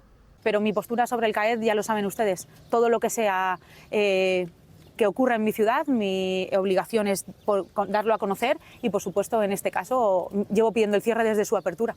Pozuelo es otra de las localidades madrileñas que se oponen rotundamente al reparto del Gobierno. El Pleno Municipal ha aprobado una moción presentada de forma urgente por el PP en la que se niega a acoger a 400 menas como pretende el Gobierno. La oposición está en pie de guerra contra el Gobierno y tacha de chapuza su gestión migratoria. Bueno, en Pozuelo ya sabemos lo que ha pasado. Ahora la cuestión está, ¿qué haces con esto? Y vamos a ver, a mí de verdad lo que me subleva es la hipocresía gigantesca que hay en torno a este asunto. Es decir, todo el mundo sabe que la inmensa mayoría no son menores. Todo el mundo sabe que la inmensa mayoría son de Marruecos, país con el que existe un tratado firmado de devolución recíproca. No, pero hay muchos subsaharianos también. ¿Dentro de los MENAs? Por lo que se está viendo, lo que se ve... Todos los que bajaban de autocar eran todos... Pero la mayoría son marroquíes. De los MENAs, los MENAs, la mayoría son marroquíes. Yo creo que depende un poco de la patera, los ilegales son... Yo acabo de ver los 400 esos y bajaban del autocar y te aseguro que ni esos uno... porque eran los de Alcalá. Eran subsaharianos. Que eran los de Alcalá. Porque esos eran mayores. Que eran los de Alcalá. Sí, hablamos de los niños, o sea, los supuestos niños. Sí, la inmensa mayoría son marroquíes. Bueno, pero vamos a ver, para repatriarlos, Marruecos te dice que no y no los repatrias. Pero está obligado a decir que sí por ley. Está obligado a decir que sí por ley, por un tratado que ha firmado Marruecos. Marruecos obligado, por favor. Pues entonces, si Marruecos, que está obligado por un tratado que ha firmado a aceptarlos, a sus naturales, dice que no los acepta, pues tú, cumpliendo tu parte del tratado, los llevas a la patera de donde han salido y te los dejas allí y te vuelves. Es complicado porque yo creo que a veces... Ya, pero esto requeriría tener un gobierno y no lo que tenemos, claro. Rehusan habitualmente de revelar su identidad también. Ellos no quieren decir de dónde son. Claro. Y quiero decir, en el centro de Menas de Hortaleza, donde sí me he dedicado a hablar con los menas, igual off the record te confiesan su auténtica edad y te pueden medio decir de dónde son, pero procuran no decírtelo. Quiero decir, son menas, no tontos. Es decir, esto va así. Pero al hilo de lo que decíais de cómo se soluciona, no hay que buscar tanto, hay que ver un poco el ingenio de lo que han aplicado los demás. Estuve el mes pasado en la SIPAC, en Hungría, y entonces las juventudes de Fidelitas, de Víctor Orbán, nos llevaron a ver la frontera que tienen con Serbia, que es la frontera por donde más inmigrantes, sobre todo de origen afgano, entran en Hungría. Y lo que habían hecho era muy ingenioso. Movieron la frontera húngara 2 metros hacia adentro y los dejaban fuera. Le iban y le decían a la Unión Europea, oye, están en territorio húngaro, pero al otro lado de la frontera, y ahí os vais a quedar. Están cumpliendo la ley. Y claro, la Unión Europea no les puede meter mano, pero sí es tirar un poco de ingenio. Mueve la frontera de Ceuta, los dejas al otro lado y tú verás lo que quieres hacer. Pero lo que no se puede hacer es empezar a hablar de reubicaciones, de qué hacemos, no, al otro lado de la frontera. Pero aparte que ahora repartes estos 4.000 y dentro de un año tienes 6.000 más que los tienes que volver a repartir, porque vamos a ver, un mena o no mena, joven, que está en Mali, en cualquier país subsahariano, en Nigeria, tal, o marroquí o tal, vamos a ver, estás allí pasando pues las condiciones de vida precarias, sometido a todo tipo de abusos, y aquí en España llegas, te meten en un centro, tienes una camita limpia, te dan de desayunar, comer y cenar, puedes salir cuando quieras, te compran ropa. Es que vamos, es que el efecto llamada es brutal. Sí. O sea, es brutal. Pero Alejo, o sea, haces lo que sea por venir aquí. O sea, la pregunta de qué hacemos con ellos, ¿no? No sabemos de dónde vienen. Hay muchos que vienen con móvil, ¿no? Todos tienen móvil. Pues ya lo tienes, esos 20 millones que te vas a dejar en el centro de Menas, pues a rastrear las llamadas, a quién llaman, a qué país llaman, ¿no? Pues hablarán con sus padres, seguro. O sea, medios tecnológicos hay millones, o de supervisión de las zonas costeras, de saber de qué puerto salen, pues a ese puerto vuelven. Es decir, yo no creo que ese sea el debate, un tema técnico de cómo repatriarlos. Es más un tema de sentimental, son pequeños, ¿qué vamos a hacer? ¿Los necesitamos? Con eso juegan las izquierdas, pero ya vemos la hipocresía, porque sabiendo que hacen daño, por eso los introducen, los imponen en municipios que no son de izquierda, que son repelentes. Es decir, y es más hipocresía sobre la hipocresía. El problema se llama Gabriela, no Graciela. Graciela le queda muy bien. Yo respondo a todo. Bueno, ella me llamó también César, pero es verdad que después ha corregido. Es decir, sí, a ver, efectivamente, es decir, cuando escuchas a la ministra, a ver, ves claro que ellos chapotean muy cómodamente en este charco, ¿no? Es decir, ellos ya están otra vez intentando, sabiendo la debilidad que tiene el Partido Popular, separar al Partido Popular de Vox. Es la ultraderecha, ¿y qué hace el PP? Pues otra vez tiene miedo. Entonces, por eso su dialéctica va variando, pues conforme va variando los días. Es que no sabes efectivamente a qué se atiene. Y una cosa está lo que dicen hoy, Otra cosa está lo que dicen mañana, pero sabemos lo que van a hacer, que al final es someterse a las imposiciones de la izquierda. Porque ¿de qué sirve que hayan plantado a la ministra si después van a tragar con todo? Porque la ministra lo ha hecho muy claro. Oye, nosotros no tenemos problema, esto se ha aprobado por decreto y esto viene adelante. Ese es el debate. Es decir, y el PP, en lugar de denunciar esta imposición, lo que hace al final es someterse. Habrá que ver ahora, terminemos de completar el asunto con otro tema que ha salido también en la discusión, porque efectivamente hay muchos elementos cruzados, que es lo que está pasando en el resto de Europa, que lo había sacado varios encima de la mesa. Y ahora mismo la tónica en la mayor parte de Europa es deportaciones como sea. Y a ver cómo lo hacen, porque no es nada sencillo, sobre todo en lugares donde, como Francia, Bélgica, Holanda, donde ya la proporción es tan enorme que en fin. Bueno, Gabriel Serrano hacía esta primera aproximación. Otro país ha sumado a endurecer su política migratoria al ver crecer los flujos de inmigración irregular en Europa. El Parlamento portugués ha aprobado nuevas medidas para hacer frente a la situación. Esto se ha producido gracias a los votos de los diputados que respaldan al primer ministro Luis Montenegro, junto a los representantes de Chega. Con la luz verde a las nuevas disposiciones, los visados para la búsqueda de empleo estarán reservados únicamente a inmigrantes altamente cualificados, mientras que las condiciones para el reagrupamiento familiar se endurecerán. Portugal ha ratificado la creación de una nueva unidad dentro de la Policía Nacional con la principal misión de luchar contra los inmigrantes ilegales y organizar la expulsión de los que se encuentren en situación irregular en el país. Los lusos, para completar el paquete de medidas, llevarán a cabo negociaciones parlamentarias para encontrar la legalidad sobre estrechar las condiciones de acceso a la nacionalidad portuguesa. Los brasileños, el mayor grupo de inmigrantes que tiene el país, no contarán con la ley que les permitía regularizar su situación tras su llegada. En el año 2024 contaban con más de 1,5 millones de extranjeros, el 15% de la población, una cifra 4 veces mayor a la que tenían en 2017. Portugal se suma a la lista de países que dan un giro a su política migratoria. En los últimos años, Suecia ha experimentado un cambio significativo. Han endurecido los requisitos para obtener asilo y reducido los permisos de residencia permanentes. Se han limitado las prestaciones sociales e implementado incentivos económicos para que los inmigrantes regresen a sus países de origen. Otro ejemplo es Dinamarca, que con la primera ministra socialdemócrata Mette Frederiksen tienen políticas más restrictivas. Ahora, con su llegada a la presidencia europea, afirman que la política migratoria está vinculada a la seguridad, por lo que hay que controlar los flujos. El viejo continente quiere dar un giro a la regulación migratoria. Algunos países toman cartas en el asunto y ven con preocupación lo que produce una inmigración ilegal masiva y una política de fronteras abiertas. Aún así, España actúa diferente. España actúa diferente, pero los problemas ya son los mismos y la gente empieza a percibirlos. Por eso llama mucho la atención la estrategia del gobierno y de toda la izquierda en general, que me da la impresión de que viene un poco con la inercia de un discurso que ya no se adapta al efecto que buscan. Me parece a mí, ¿eh?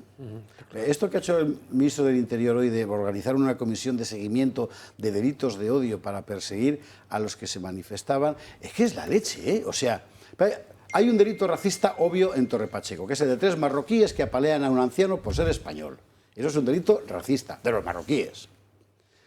Reúnes la célula, o como demonios se llama, de seguimiento de los delitos de odio para perseguir a los que han protestado. Y de la culpa de, por supuesto, la culpa de la derecha, claro. Es que esto tan burdo a Marlaska, vamos a escucharle.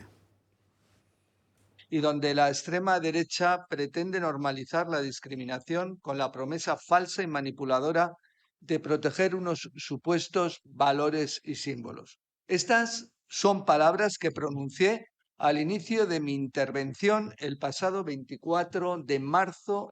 4 meses después hemos comprobado con tristeza, con indignación, pero sobre todo con enorme preocupación, que esas manifestaciones siguen siendo válidas y están más vigentes que nunca.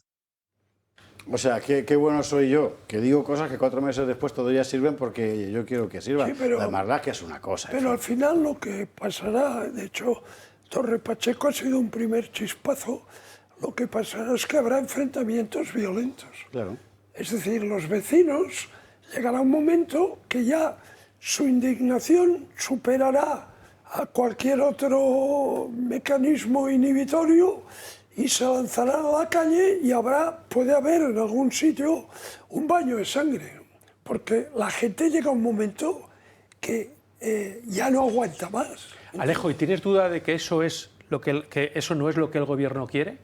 porque al gobierno el caos, el desorden, la violencia, la confrontación, la división, es decir, le engorda. Lo que pasa es que yo estoy completamente de acuerdo con José Javier. Es decir, ese discurso que durante tiempo les ha valido, utilizaban palabras racista, xenófobo, fascista, nazi, ya no valen. ¿Por qué? Porque la gente en un momento dado tuvo miedo. Pero es que ahora ve como su barrio, en cuanto cruza el umbral del portal, ha cambiado completamente su orografía. Ya no reconocen sus barrios. La gente mayor no pueden salir. O sea, mis padres a veces tienen miedo de ir al banco. Les tengo que acompañar yo. ¿Por qué? Porque los barrios están tomados por inmigrantes y eso genera inseguridad. ¿Que todo inmigrante es delincuente? No. ¿Que la población inmigrante es más delincuente que la española? Sí. No es una opinión, son los datos. Dicho esto, a mí me gustaría felicitar a Vox por el coraje que está manifestando. Es decir, la remigración a mí me parece que es un paso adelante. Yo hace un año hablaba con un líder identitario portugués y él me decía, hemos conseguido que la Chega hable de remigración. Es decir, hasta ahora, o hasta no hace demasiado tiempo, se hablaba de inmigración legal y ilegal. Pero ¿qué ocurría? Llegaba el PP, llegaba el PSOE, legalizaba 1 millón de inmigrantes y ya son intocables. Pues mira, no. Si ellos han entrado en nuestras fronteras y lo han hecho ilegalmente, lo han hecho contra nuestra voluntad y por tanto violentamente. Entonces, si por entrar violentamente hay que entender ilegalidad, ellos tienen que salir igual que han entrado. Es decir, y efectivamente hay muchas dificultades, pero cuando ves la Chega yo digo, no, es que hay que quitarles la nacionalidad a los delincuentes. Es decir, yo creo que están dando pasos adelante, que para mí son muy importantes, que se oponen a un discurso, ya no es el relato único que tenían las izquierdas, hay un relato muy potente también por parte de los partidos patriotas, o sea que creo que se está produciendo un cambio. Es decir, yo era casi un niño, es decir, cuando sucedió en Francia había un partido comunista todopoderoso, es decir, que de un día para otro prácticamente dejó de votar a los comunistas para votar a Le Pen. Le Pen puso sobre la mesa, sobre la agenda política, la inmigración. Es decir, esto no viene de ahora, viene de muy lejos. Y aquí, efectivamente, ahora mismo está sucediendo lo que está sucediendo. Pero no nos equivoquemos, el gobierno lo que quiere es que haya muertos. ¿Por qué? Porque es la manera de criminalizar a todos aquellos que son disidentes. De hecho, el delito de odio, ¿qué es? Es decir, yo no odio al inmigrante. Yo lo que amo es mi patria y lo que amo es mi derecho a defender esa patria, mi derecho a sobrevivir. Y la patria empieza por mi propio municipio. No hay más. Vamos a dar la palabra a un criminalizado. Porque a por ti van, entre otros. Sí, no, a por mí y a por otros 19 periodistas y voceros que están dando voz constantemente a todos estos temas que ha pasado, además, bajo la premisa de incitar a la violencia, que es una cosa curiosa porque no se ha incitado a la violencia, yo no he visto ninguna incitación, pero para estas asociaciones que nos están pidiendo que se nos investigue, publicar simplemente la verdad, lo que pasa, una cosa tan simple como han agredido a un anciano, han quemado a una joven y tal, es una incitación a la violencia. Yo, pues evidentemente discrepo, pero creo que incluso va más allá de todo esto porque no solo nos están intentando silenciar, sino que según te silencian, ellos van haciendo movimientos que son bastante extraños. No sé si habéis visto los titulares estos que han sacado recientemente con la página, la presunta organización esta que organizaba cacerías para inmigrantes, que se llamaba Reporten Now, que realmente cuando han ido a detener al chaval resulta que era un trastornado de 22 años de Barcelona sin ningún tipo de organización. Y eso lo están utilizando para decir, ¿veis cómo hay cacerías de inmigrantes? Ese chaval ni siquiera pisó Torre Pacheco. Y después otros elementos extraños que hay de por medio, pues como el tema oye, aparece un vídeo que no estaba en internet, yo lo he rastreado, no apareció el famoso vídeo de la paliza al anciano, que después se correspondía realmente con una agresión de Almería, ¿no? Era de Almería, claro, y era del 20 de mayo. Resulta que de repente aparece para generar confusión. Con esto no quiero decir nada, pero es para reflexionar. La gente se confunde y ahora han pasado a la siguiente fase, que es que hay influencers en redes sociales, en TikTok, negando que se haya agredido a un anciano en Torre Pacheco. Ya han subido al siguiente nivel. Entonces, claro, se suman varias patas. Por un lado, están intentando criminalizar o amedrentar a las personas que están intentando contar la verdad. Por otro lado, están inundando las redes sociales de desinformación. Y por otro lado, pues te están acusando con sus medios, a través de sus medios de comunicación, de cacerías, de ser tú el que está cazando en vez de ser los españoles los que están siendo cazados. Esto es muy grave en su conjunto. Óscar, tú dices que si al final la calle expresa del caos y hay enfrentamientos violentos y se produce alguna desgracia, que eso el gobierno es lo que quiere. Pero cuidado, yo creo que eso se puede volver contra el gobierno. Totalmente, totalmente de acuerdo. Pero es lo que quieren. Porque fíjate que ellos capitalizan muy bien la violencia. Si se generaliza un ambiente de inseguridad manifiesta y se empiezan a producir choques violentos de la población autóctona con los inmigrantes ilegales y tal, esto va a generar un voto a favor del cambio de gobierno, créeme. No, sí, pero fíjate, los grandes medios de comunicación, como les estabais, beneficia. Los grandes medios de comunicación, como bien estáis apuntando, es decir, han manipulado de una manera brutal. Tú veías la noticia y dices, ¿pero qué está pasando? ¿No? Te decían, bueno, iban en la cacería y te salían inmigrantes ahí apedreando y organizándose y tal. Era brutal. Es decir, ellos quieren poner la mordaza al pueblo, pero cuando el pueblo habla, que es cuando votan lo que votan. Y en Torre Pacheco vota el 26% en los generales a Vox, que es equivalente a toda la izquierda. Es decir, y eso va a ir increciendo. Y ya lo veremos, en Torre Pacheco va a subir. Y ellos no lo pueden frenar ya. Igual que no lo han podido frenar en toda Europa. Por eso se habla de la ilegalización de la AfD. Es decir, porque no pueden parar la voz del pueblo. No pueden. No estaban preparados para lo que está ocurriendo. Porque lo que está ocurriendo es muy rápido, va muy rápido. Y en España lo estamos viendo. Rápido, y va a ir más rápido. Gabriela, cerramos tema y nos vamos a la policía. No, yo solo creo que al final los bandazos que está dando el PP, ¿no? Hoy he leído que el 70% de sus votantes está a favor de las repatriaciones. Entonces, claro, esos bandazos que va dando, porque ellos han votado a favor de las regularizaciones masivas de ilegales. Vemos también el tema en Pozuelo. Entonces, el votante del PP no lo tiene claro cuál va a ser la posición final del partido. Y esto no hace más que, de alguna manera, blanquear a Vox. Porque Vox lleva con este discurso desde el principio y lo ha hecho mejor y desde antes. Entonces, yo creo que al hacerlo primero, pues va a haber mucha trasvase de voto por este tema que ha llegado para quedarse y la situación es sangrante de forma literal. Y es verdad que hay desinformación, pero hay un elemento adicional que es que lo vemos gráficamente. O sea, hemos visto la paliza de ese hombre reventado absolutamente y la percepción de la inseguridad, pues no va a hacer más que crecer. Yo entiendo que una buena parte de la población no se guía por las redes sociales y solo se guía pues, por la televisión española y tal, sobre todo gente de cierta edad. Es verdad.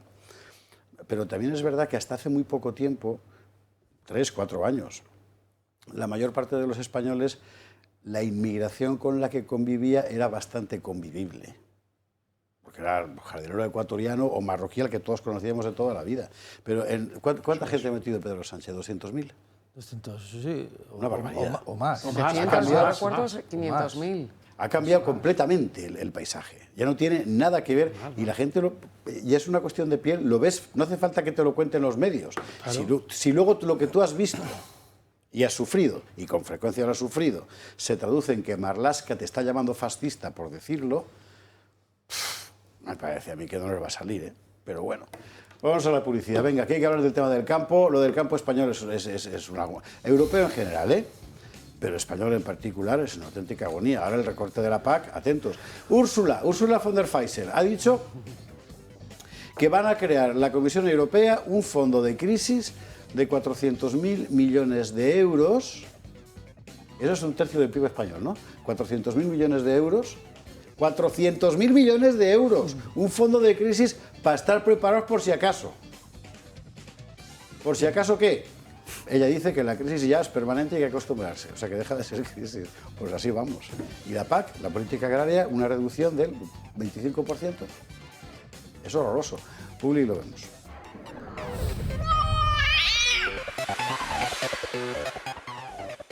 ...23-22, 22-22 en Canarias. No queremos dejar de hablar de la cuestión agraria porque es verdad que con todo el follón de la actualidad, al final hay cosas que deberían ser objeto de reflexión durante días y dejan de serlo porque las devora la actualidad, pero el suicidio de David Lafosse el otro día fue una cosa terrorífica. En Francia llevan así años, salen más de un suicidio diario en el mundo rural, porque les han roto la forma de vida. Y eso que allí, en comparación con otros, son unos privilegiados. Pero es que sencillamente no les dejan ganarse la vida. Bueno, las últimas decisiones del gobierno español y de Bruselas sobre el campo español son de verdad para cerrar la tienda y montar, no sé, un circo o algo. Es atroz. Nos lo cuenta Magali Bujía. En pleno verano, el sector agrario español atraviesa un momento de alta tensión. Diversas medidas nacionales y comunitarias han incrementado la presión sobre agricultores y ganaderos. El gobierno ha actualizado el valor catastral del suelo rústico, lo que implica un aumento en impuestos como el IVE, y la medida conocida como castrazo ha sido criticada por organizaciones agrarias por aplicarse en plena crisis de rentabilidad. El Ministerio de Agricultura prepara una normativa que permitiría retirar aceite de oliva del mercado en caso de cosecha abundante. ¿Para qué? Para evitar caídas en el precio. Al mismo tiempo, las importaciones de aceite procedentes de Túnez se han duplicado en los últimos meses. En el sector hortofrutícola, las importaciones de tomate marroquí han aumentado un 221% en la última década.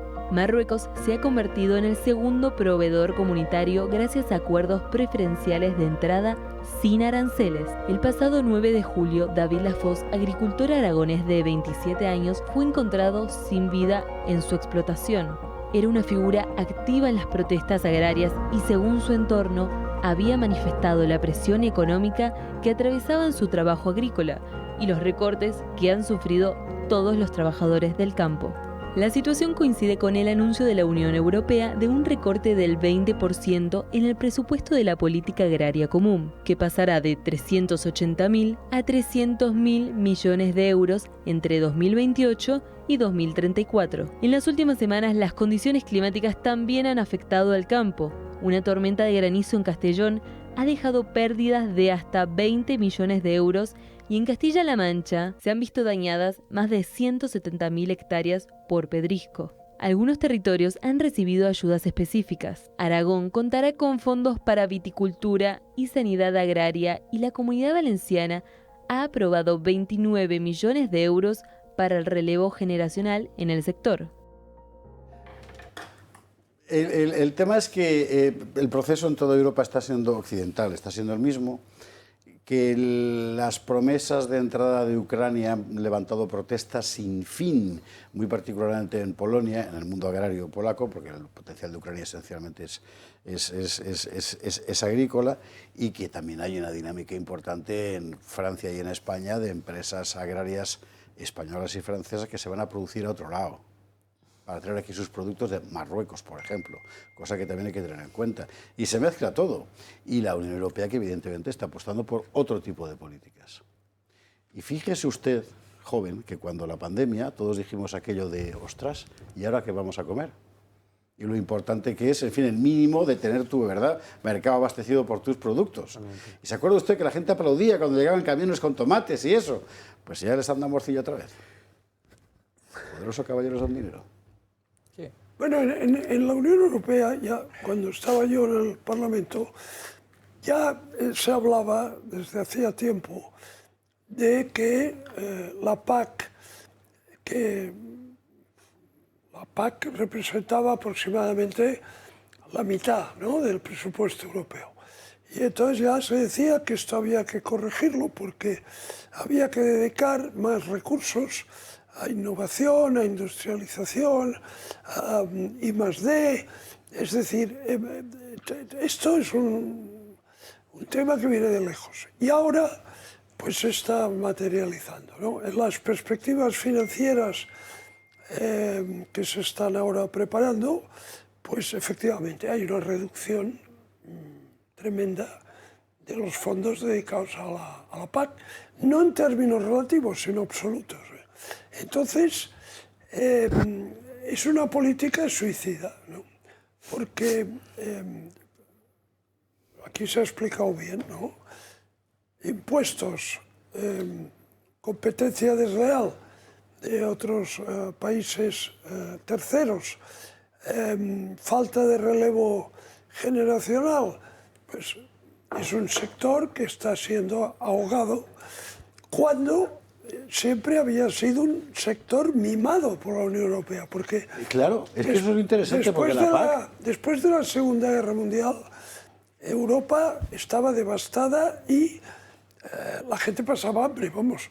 Sí. Entonces, la Unión Europea, lo que hizo las comunidades europeas es darle una enorme importancia a la política agrícola común y dedicarle una cantidad ingente de recursos.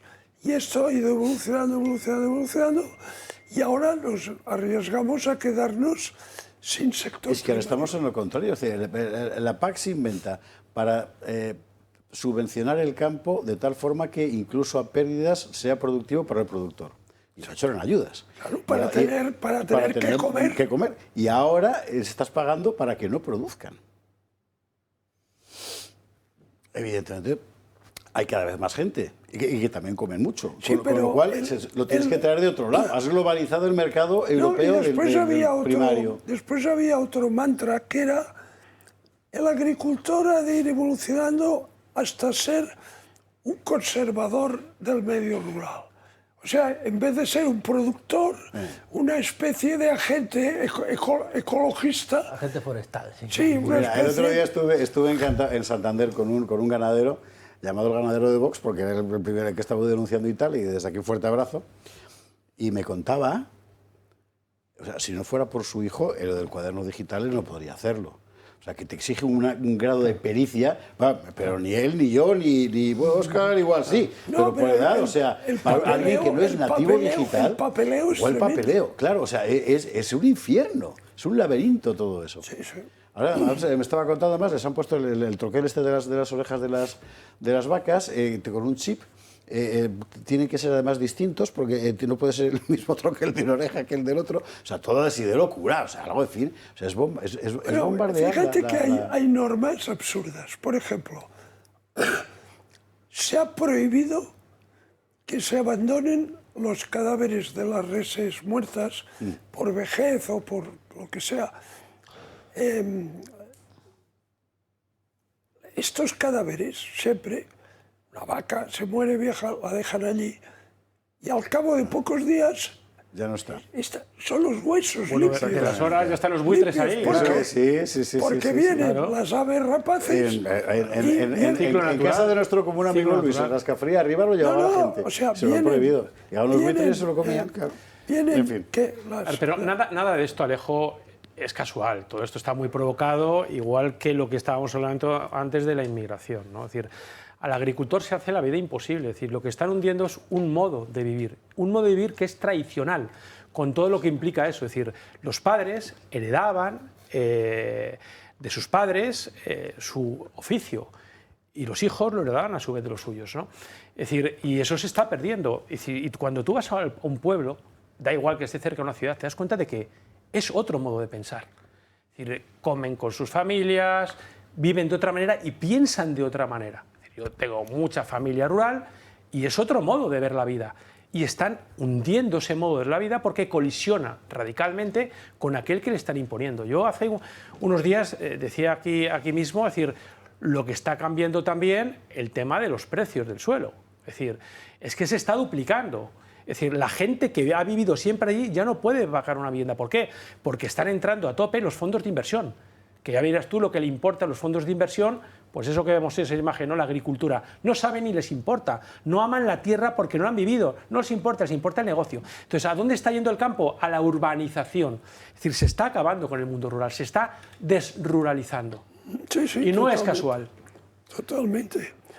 Y esto que te decía antes del ejemplo de las reses muertas que las aves carroñeras las limpiaban, ahora lo que hacen es que atacan a las reses vivas, porque claro, como no tienen su alimento natural, que era la carroña, o sea, pues entonces atacan a las reses vivas, o como la locura de los lobos. Sí. Es un perfecto ejemplo, sí. O sea, los lobos no se pueden cazar. Pues llega un momento que ya los ganaderos ya no saben qué hacer, porque además el lobo hace una cosa, que es que no mata para comer, o sea, mata por gusto. O sea, que te mata 30 ovejas y después se va.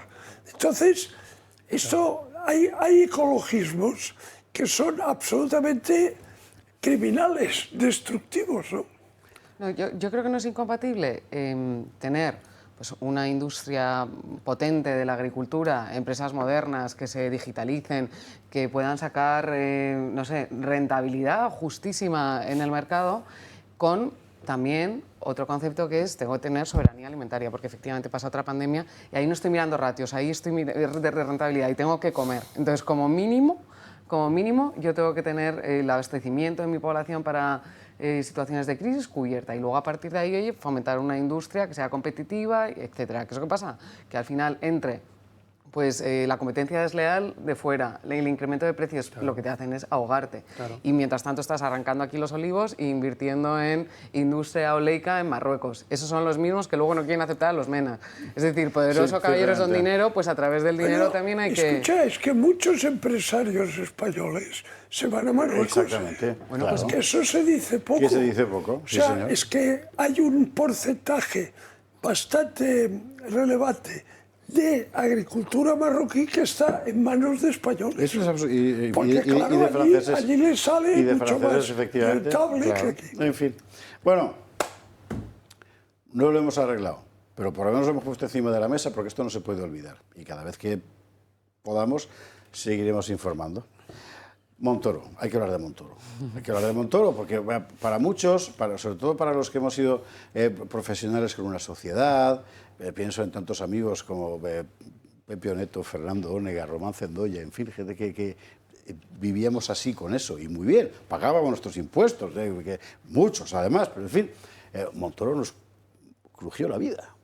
De repente se agarró a que en realidad era una fórmula irregular, porque tal, y, pues llevamos 15 años pagando así, tal, pues mal hecho. Tal. Bueno, y hablo de un caso de un sector profesional concreto. Para el español en general, Montoro era el vampiro, el Nosferatu. O sea, la versión Pepe de Nosferatu es un señor que de repente... Vamos a ver, todo el mundo sabe cómo acabó Zapatero, ¿verdad? Zapatero, es asombroso que haya vuelto, Zapatero dejó el país hundido. Zapatero negó que hubiera una crisis económica cuando era evidente que existía. Y se negó a tomar medidas. Al final tuvo que ejecutar los mayores recortes de la historia, que no fueron cosa de Rajoy, fueron cosa de Zapatero. Bueno, cuando llega Rajoy se encuentra con un déficit descomunal, muy superior al declarado, y tiene varias opciones. Una es reducir el peso del Estado, que ya era insoportable. Otra es convertir ese déficit en deuda y tirar para adelante exagerando la presión fiscal, lo que le iba a permitir salvar el sistema, aunque fuera a costa de machacar a los españoles. Bueno, pues hizo lo segundo. Y la mano que hizo eso fue Montoro. Y además con unos métodos, con unos modos que le hicieron una de las personas más odiadas de España, que contaba Javier Chicote en ABC, su caso particular, como todos lo hemos tenido. Es decir, o sea, es que criticabas al ministro de Hacienda y te abrieron una investigación personal, que a Julio Ariza también. Sacabas cualquier cosa sobre el Ministerio de Hacienda y te encontrabas a los 3 días a la policía en casa con una orden del Ministerio de Hacienda. Es que era así, ¿eh? O sea, Montoro fue el terror fiscal por antonomasia. Por eso no nos ha dolido encontrarnos, esta mañana ha sido ayer, la noticia de la imputación de Cristóbal Montoro. Otra cosa es el contexto. El contexto es aquel que había dicho Sánchez, ¿se acuerda usted de que, cómo era que en septiembre íbamos a tener novedades judiciales? Tenemos esas palabras, ¿verdad?, de Pedro Sánchez. Sí, vamos a verlas. Si me permiten un consejo, que tanto el señor Feijóo como el señor Abascal presenten esa moción de censura cuanto antes. Porque después del verano, pues a lo mejor empiezan a sucederse las resoluciones de muchas de las causas que tienen al Partido Popular pendientes. Y entonces se verá quiénes son los delincuentes de verdad. Es que no tiene vergüenza, ¿eh? Ahí estamos, ahí estamos. Mientras tanto, por cierto, él está temiendo que llegue septiembre, no vaya a ser que se filtren los vídeos distraídos de las grabaciones de las saunas, pero esta es otra historia. Bueno, el caso es que lo advirtió. Y entonces, sí, no pongas esa cara. No, es que me estoy quedando. Y Montoro, de repente sale lo de Montoro que llevaba 8 años parado. Pero que es una historia que hay que conocer. No, hubo un momento que quedó sobreseído. Y se resucitó. Ya José nos lo cuenta. La carrera de Cristóbal Montoro ha estado rodeada de polémicas. Su imputación por 7 delitos junto con la de otras 27 personas ha sido un capítulo más en su paso por la política española. El polémico bufete de abogados fundado por Montoro y su hermano en 2008, antes de ser ministro, ahora está en el foco mediático. Pero hace casi una década este despacho estuvo en el punto de mira de la Fiscalía Anticorrupción. Estando en el gobierno, presuntamente modificó reglamentos que beneficiaron a las empresas del sector gasístico y de las medicinas. Un uso de información privilegiado a cambio de jugosos negocios. Montero siempre ha estado señalado por sus polémicos vínculos con los lobbies industriales. También fueron recordados sus momentos en política. El PP prometió bajar los impuestos, pero Montoro los subió dañando a la clase media española tras la turbulenta etapa económica de Zapatero. También amnistió fiscalmente a 32.000 evasores fiscales, incluidos Luis Bárcenas y Rodrigo Rato, ambas anuladas posteriormente por el Tribunal Constitucional. Durante su mandato al frente del Ministerio se desahuciaba al día a 130 personas. En fin, Montoro. Bueno, él dice que no, ahora mismo todo esto es un caso judicial complejo, en el que fundamentalmente lo que hay que ver es el lobby que monta, porque era un lobby, en fin, que monta Montoro con los hermanos. Vamos a ver, el equipo económico. El equipo económico famoso, sí. Eso es la versión PP... De acento. No, de acento, de lo de Pepiño. Claro. O sea, pero vamos a ver, es que hay cosas que, no ya desde un punto de vista político o jurídico, sino estético.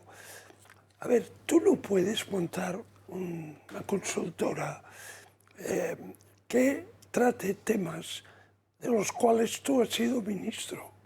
O sea, es que es una cosa que es de una evidencia. Entonces, no sé, a mí siempre me viene a la memoria el clásico, ¿no? Los dioses ciegan a aquellos que quieren perder, ¿no? Entonces, ¿cómo no se da cuenta que hay cosas que no puedes hacer? O sea, no entiendo. Yo, no sé, por ejemplo, a mí me pasaba, todavía me pasa a veces, que estoy en una cola para entrar en un cine o para hacer una gestión en correos, lo que sea. Y la gente me dice, pase, señor Vidal Cuadras, pase. Y yo siempre digo, no, perdone, yo hago la cola como todo el mundo. Es decir, tú has de saber que si tienes una proyección pública, tu comportamiento ha de ser ejemplar en todo momento. Aunque la gente te diga, no, pase usted, no, yo no paso, yo hago la cola como todo el mundo. Entonces, de repente enloquecen y se dedican al saqueo. Entonces, claro, acaban todos como acaban. Cuando estabas diciendo eso de que cuando estabas en una cola y tal, pensaba que ibas a decir, veo de vez en cuando la cara de Montoro, que a mí me pasa, que estás andando por el campo y de repente, ¡uy, va! No era Montoro, este ejemplo que es tonto. Sí, pero tiene mucho que ver con lo que hemos visto después también en todos los partidos, ¿eh? Las famosas puertas giratorias, al final es una puerta giratoria a la indecencia. Pues todo el mundo sabe que estás utilizando información que has tenido por razón de tu cargo y que la estás utilizando ahora para forrarte. Pero bueno, Zapatero es el ejemplo más claro que tenemos, seguramente, ¿no? Sí. Yo estuve 15 años en la Comisión de Industria y Energía del Parlamento Europeo. Y cuando dejo el Parlamento, pues siempre hay empresas del sector, por ejemplo, yo trataba mucho temas de energía. Y siempre hay empresas que, bueno, pues te dicen, no, o sea, ni hablar, ¿por qué? Porque no se debe, no sé cómo decirte. Son cosas de pura ética elemental, ¿no? Pero hay gente que no lo respeta, ¿no? No, pero tú hablas de un criterio moral del que esta gente carece. Es decir, podríamos hablar también del sentido de Estado del que esta gente carece, que utiliza los recursos del Estado no para servir a los ciudadanos, sino como si fuera su cortijo. Eso es importante. Hay que tener en cuenta que este tío, es decir, ya lo habéis comentado en el reportaje, ha perseguido a los disidentes, incluso de su propio partido. No olvidemos lo que les pasó a Esperanza Aguirre en plena campaña electoral, que ellos lo negaron, pero evidentemente ahí están los hechos, ¿no? Es decir, pero para mí es un problema sistémico, es un problema del bipartidismo y es un problema del que tú y yo hemos hablado más de una vez, que es la partitocracia. Ellos se sienten impunes. se sienten impunes para hacer lo que hacen. Y después, y de hecho lo estamos viendo, es decir, para mí, el régimen del 78 adolece de defectos endémicos, pero lo que estamos viendo con el pasar del tiempo es que la degeneración es progresiva, recurrente y constante, y que no va a terminar, y lo vemos en la propia clase política. Y eso de alguna manera viene de la partidocracia y del bipartidismo, que al fin y al cabo Hace muchos años que yo vengo señalando los dos grandes defectos estructurales de nuestro sistema político institucional. Uno, efectivamente, es la partitocracia. Y el Estado de las autonomías. Y el otro es el modelo territorial. El modelo autonómico, efectivamente. O sea, la combinación, estas dos termitas se han comido las vigas de la nación y del Estado. César, Gabriela, cerramos tema, vamos a la publi y a la vuelta miscelánea política. Cosas interesantísimas. Sí, a mí me parece una gran noticia, al margen de que sea un mandato de Sánchez o que Sánchez haya estado detrás de que se reabra esto, me parece una gran noticia que se investigue también al Partido Popular, porque no hay que olvidar que es un partido tan o más corrupto como el PSOE. Es decir, en todo su y coincido mucho con el tema de la partitocracia, creo que es el gran rival a batir de este país, el bipartidismo, y quizá que empiece a haber también sentencias simultáneas en uno y otro partido, pues favorezca que los ciudadanos sean capaces de mirar más allá del bipartidismo, que sean capaces de salir de esa posición de, iba a decir de comodidad, pero casi ni eso, y salgan y miren otras opciones, en concreto que aprendan a votar bien y salir de esta situación. Este señor, al final, también en otro plano no me da ninguna pena, es un socialista que estaba en el seno del Partido Popular y que yo creo que ha ido marcando, ¿no? Ha ido un poco en consonancia con este Partido Popular que quería mirar todo constantemente al centro o casi a la izquierda. Bueno, pues al final este señor no es otra cosa que eso. Sí, yo creo que este caso es la prueba de que aquellos que dicen lo importante es echar a Sánchez, pues que se equivocan, porque si vamos a tener ministros como Montoro, pues para meter a Montoro. Claro, no hemos arreglado absolutamente nada, ¿no? Aquí no está solo Montoro, hay 28 personas, 6 personas jurídicas. Sí. Aquí vuelvo al mismo discurso, la culpa en eligiendo y vigilando del señor Aznar y del señor Rajoy, o sea, vamos a medirlo con la misma vara. Y no es un tema de conflicto de interés después de dejar el cargo, no, presuntamente estaban intercambiando reformas legislativas a cambio de dinero, de empresas gasísticas, que todo esto suena luego al hidrocarburo, o sea, sí, efectivamente es la corrupción premium, como dice pero no solo Rufián, no solo gasísticas, porque al principio del programa hablábamos de lo que está ocupando toda la información de los estudios de Coldo, pero es que la pieza principal del caso Montoro son 7 tomos, pero al parecer hay otras piezas separadas de otras cuestiones que están lejos de ser gasísticas, con lo cual, ojo, En fin, señores, hay que hacer una pausa para la publicidad, sí, porque si no nos riñen. Queda una y a la vuelta recta final. Y en la recta final vamos a empezar a contar cosas variadas. Miscelánea política, porque ahora mismo tenemos delante lo siguiente. Primero, lo de la UCO. Lo próximo, lo de Armengol, que nadie sabe si va a llegar antes de agosto o no. En los 65 millones de páginas de lo de Coldo, que debe de haber ahí, todo lo que está apareciendo en torno a los vídeos perdidos o distraídos de las aulas de Sabiñano. Ojo a esta cuestión. Lo que puede pasar a partir de septiembre con otros casos, también con esos que afectan al PP, que dice Sánchez, que a ver lo que está pasando.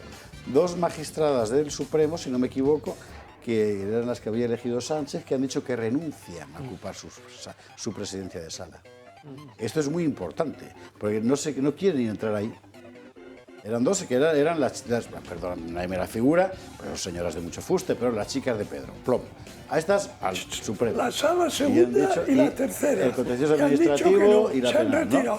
Y han dicho que se retiran. Y una de ellas ha dicho que si el candidato único que queda es elegido, que es un profesional, ha dicho que tendrá toda su colaboración.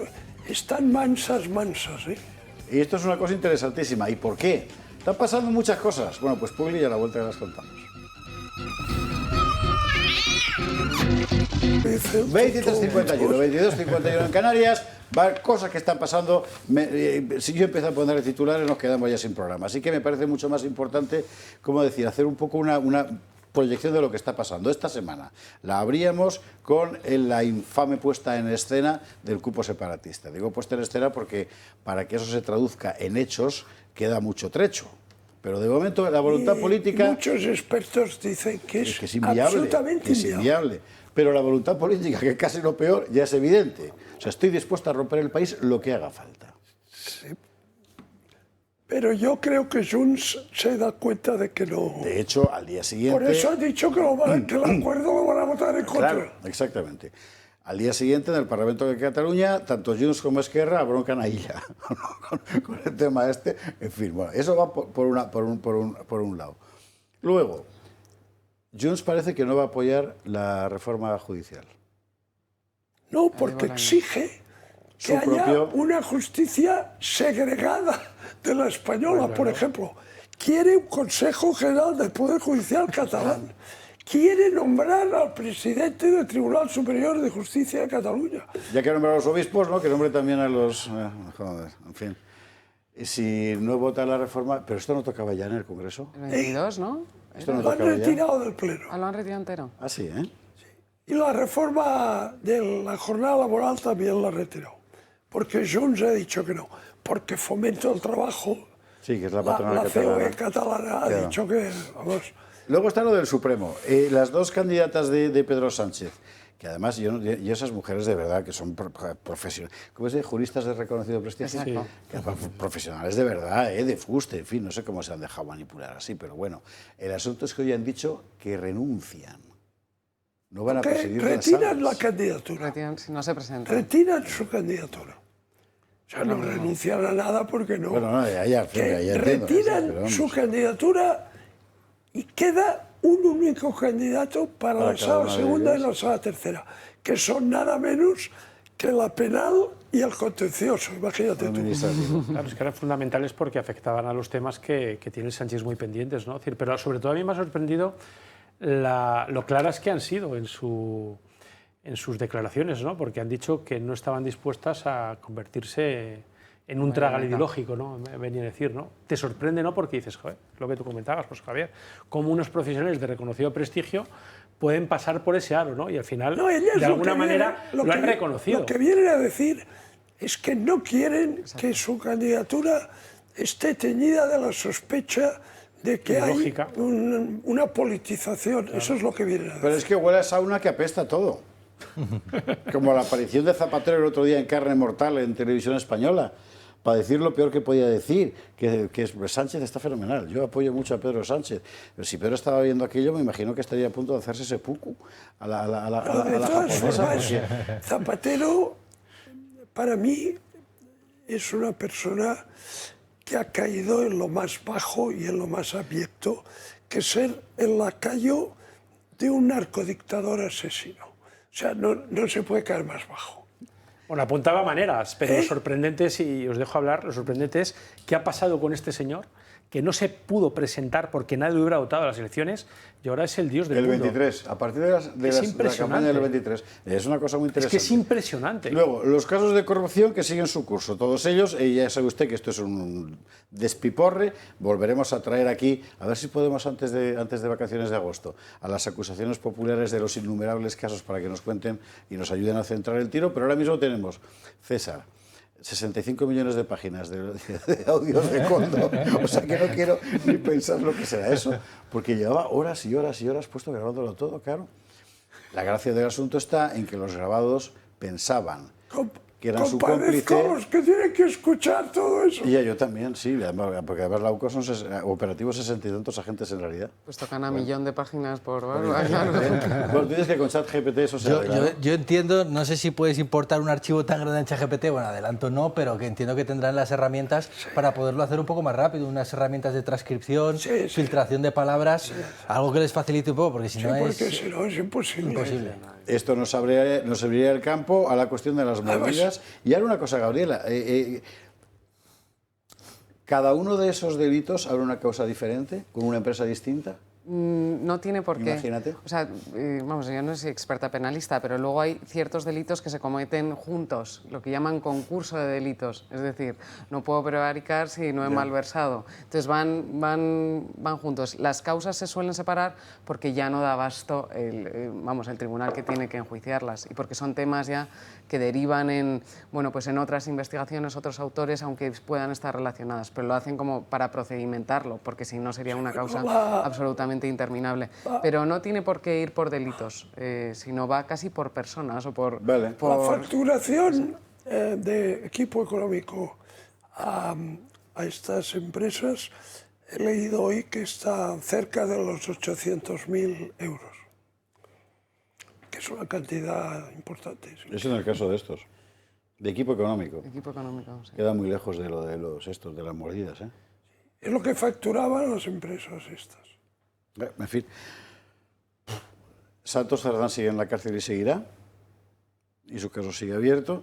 Las defensas habían pedido que querían ver esos audios y no sé qué, y el juez ha dicho que verdad las han segado. ¿No? ¿Vale? El hermano se quiere ir al Japón. Sí. Porque no ha encontrado un sitio más lejos. Sí. Bueno, parece que tiene ya arraigo, va a ser un mene en Japón.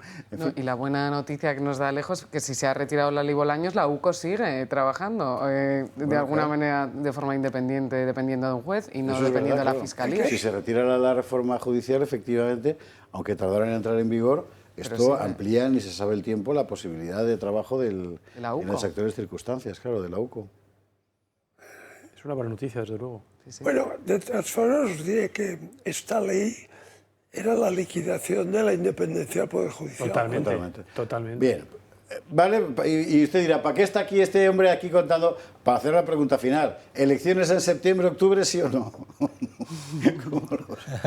Bueno, yo siempre... O sea, ¿es un deseo o es lo que queremos que ocurra? Estoy preguntando. Yo estoy convencido de que no. ¿Tú estás convencido de que no? ¿Tú crees que aguanta? Yo creo que aguanta. No sé, yo creo que no aguantará hasta el 27. Yo digo, hoy que es 18 de julio, pues que igual 18 de... Que igual el 20 de noviembre. yo llevo un mes convencido, sin ningún fundamento, pero convencido de que va a haber elecciones en noviembre. Pero convencido, ¿eh? Bueno, quedan 30 segundos de programa. Tú lo has dicho, sin ningún fundamento. 30 segundos. No, 30 segundos de programa, Alejo. Es que hay muchas bombas de relojería haciendo tic-tac, tic-tac. Y por cierto, las últimas en torno solo a Pedro, si usted se fija. Ya no en torno al partido. Saunas. Sí.